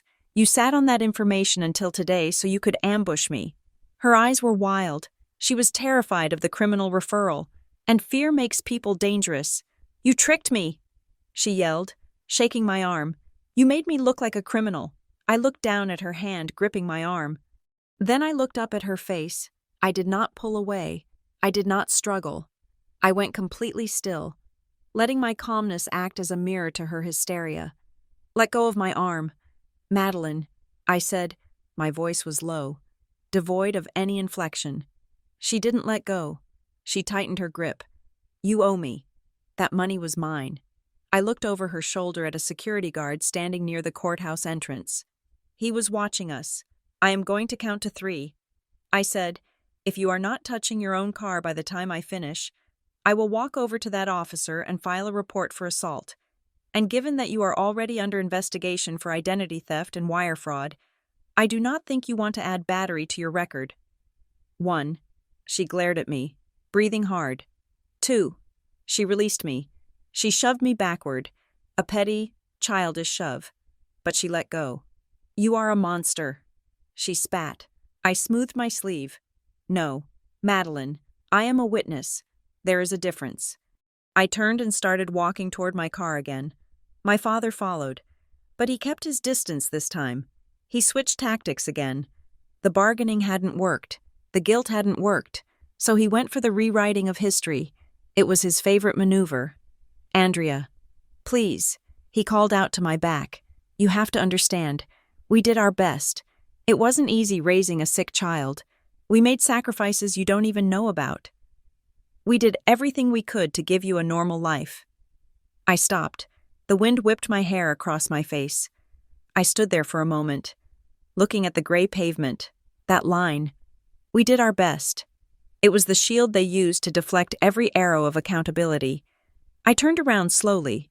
They were standing in a rough semicircle, my mother weeping into a tissue, Madeline seething, and my father looking at me with that pathetic, pleading expression that begged for validation. I remembered the kitchen table in 1998.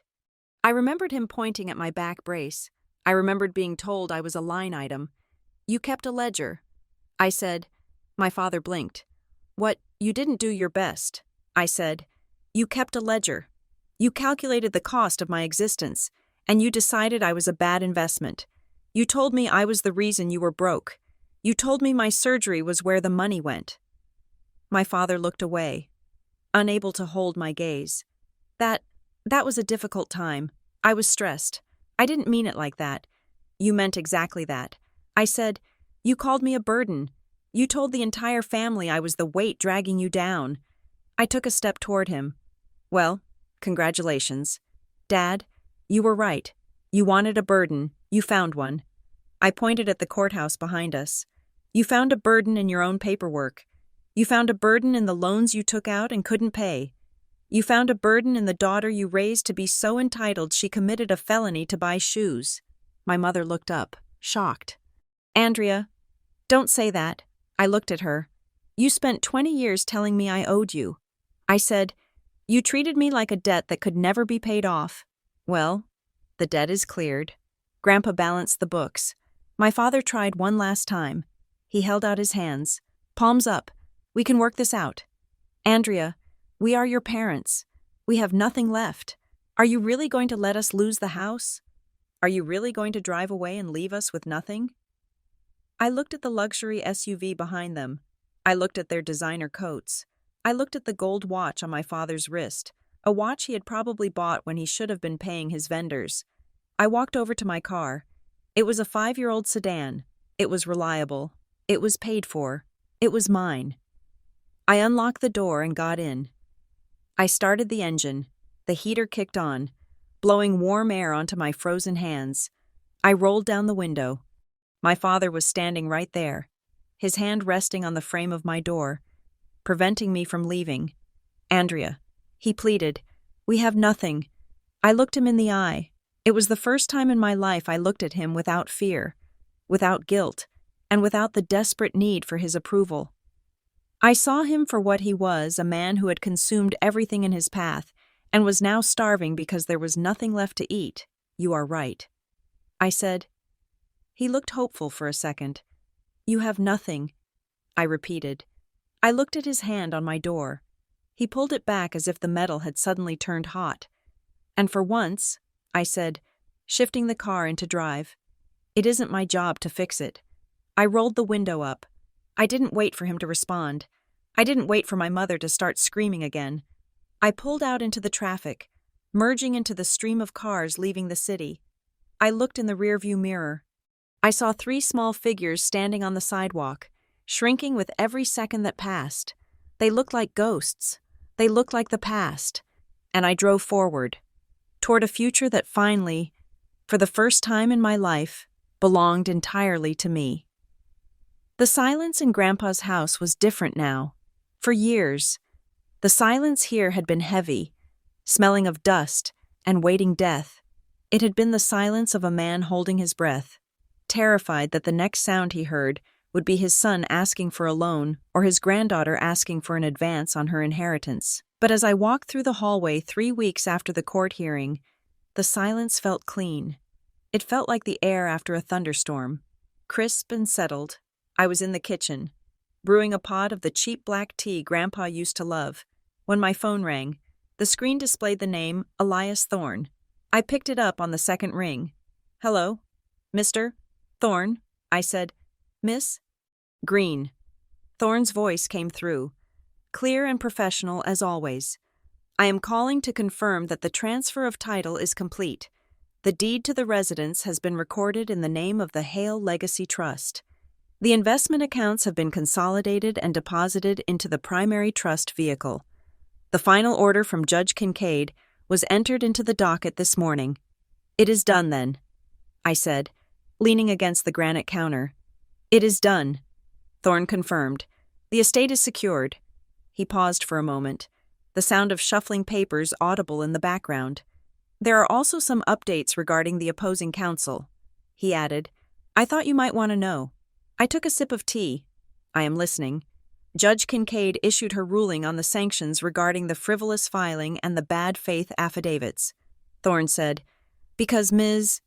Hale and your parents swore to statements that were directly contradicted by the video evidence and the phone logs. The court has ordered them to pay the legal fees for the trust's defense." I closed my eyes. I knew what Briarstone charged. I knew what Sterling charged, how much I asked.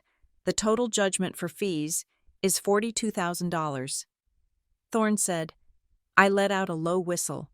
$42,000. They did not have $42,000. They didn't even have $4,000. And, Thorne continued, because the no contest clause was triggered and enforced, the distribution schedule has been permanently altered. As you know, the trust originally allocated $25,000 to your parents and $25,000 to Madeline. Yes, I said, Grandpa wanted to give them something. He didn't want to leave them completely destitute. Thorne's voice turned darker. That provision is void. Their shares are forfeited. But this is where your grandfather's final instruction comes into play. I am looking at a specific clause in the trust instrument that deals with forfeited distributive shares. I frowned. I didn't remember reading that specific clause. What does it say? I asked. It says that in the event of a challenge, the forfeited amounts do not return to the general principal. Thorne explained. Instead, they are moved into a sub-account known as the Compassion and Education Fund. He paused for effect. And the sole trustee with discretionary power over that fund is you, Ms. Andrea Green. I froze. Grandpa had left me the money that was meant for them, but he hadn't just given it to me. He had given me control over it. He had created a situation where, if they wanted a single dime of that money they had lost by suing me, they would have to come to me. They would have to ask. They would have to fill out an application. He had reversed the polarity of our entire lives. For 20 years, I had been the one begging for their approval. Now, I was the bank. There is one last thing, Thorne said, and this is perhaps the most difficult part. Yes, Grandpa left a sealed document with us, Thorne said. It is labeled the trigger letter. The instructions on the outside state that it was only to be opened and delivered to you if, and only if, your family initiated litigation against the trust. He anticipated the lawsuit that perfectly. I whispered, he did. Thorne said, I have sent the digital copy to your secure email. The physical original is in the mail. I suggest you sit down when you read it. I hung up the phone. I walked into the study. It was exactly as he had left it.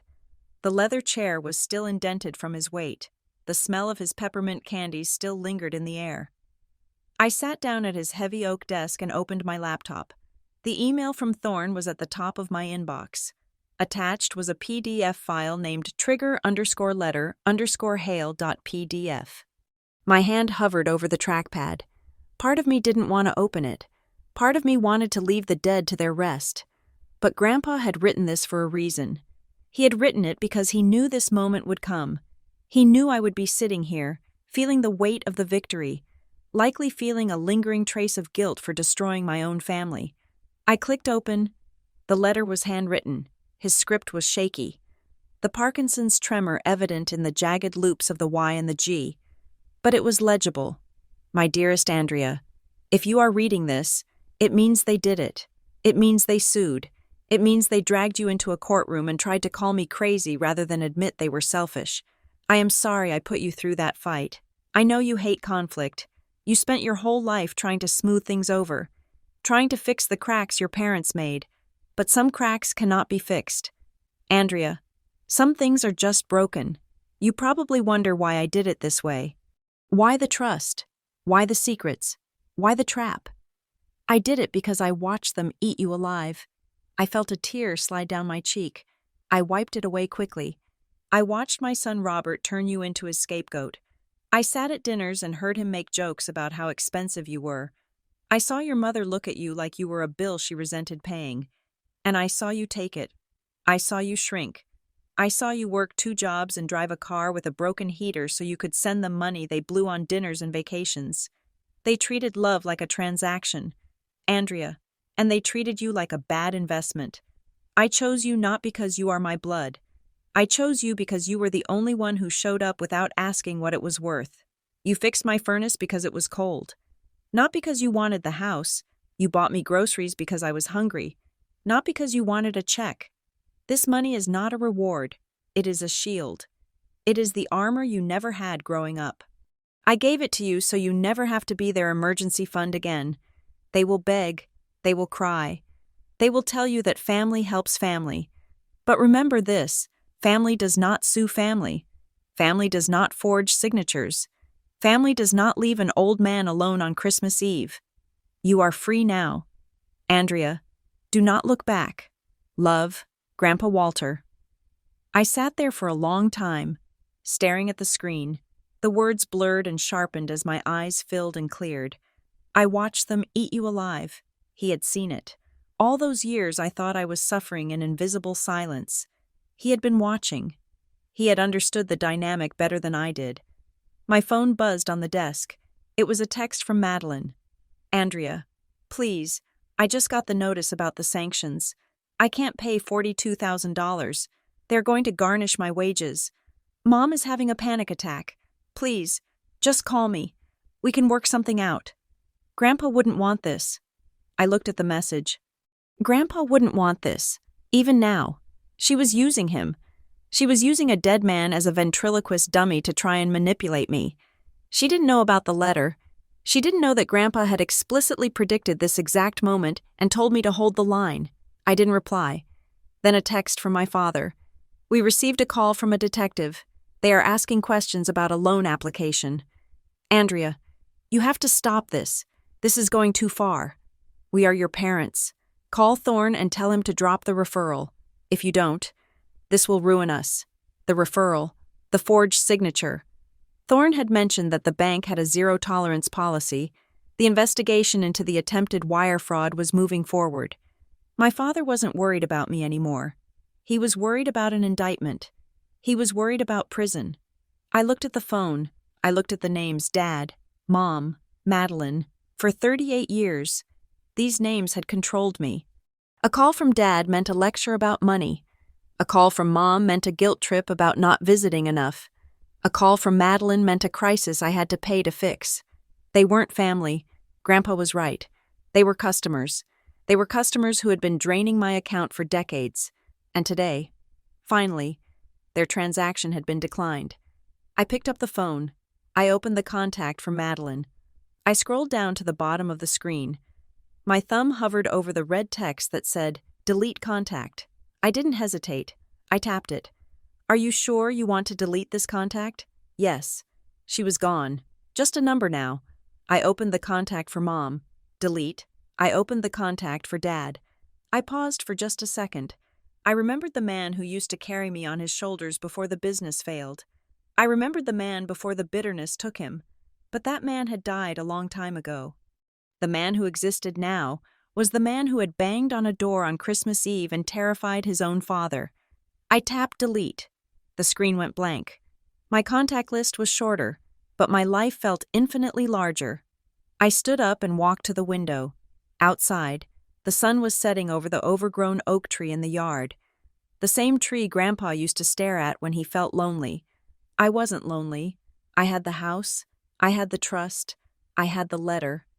And for the first time in my life, I had the truth. I walked out of the study and closed the door. I didn't lock it. I didn't need to lock anything anymore. The wolves were outside, and the gate was finally, permanently, closed. Thank you so much for listening to my story.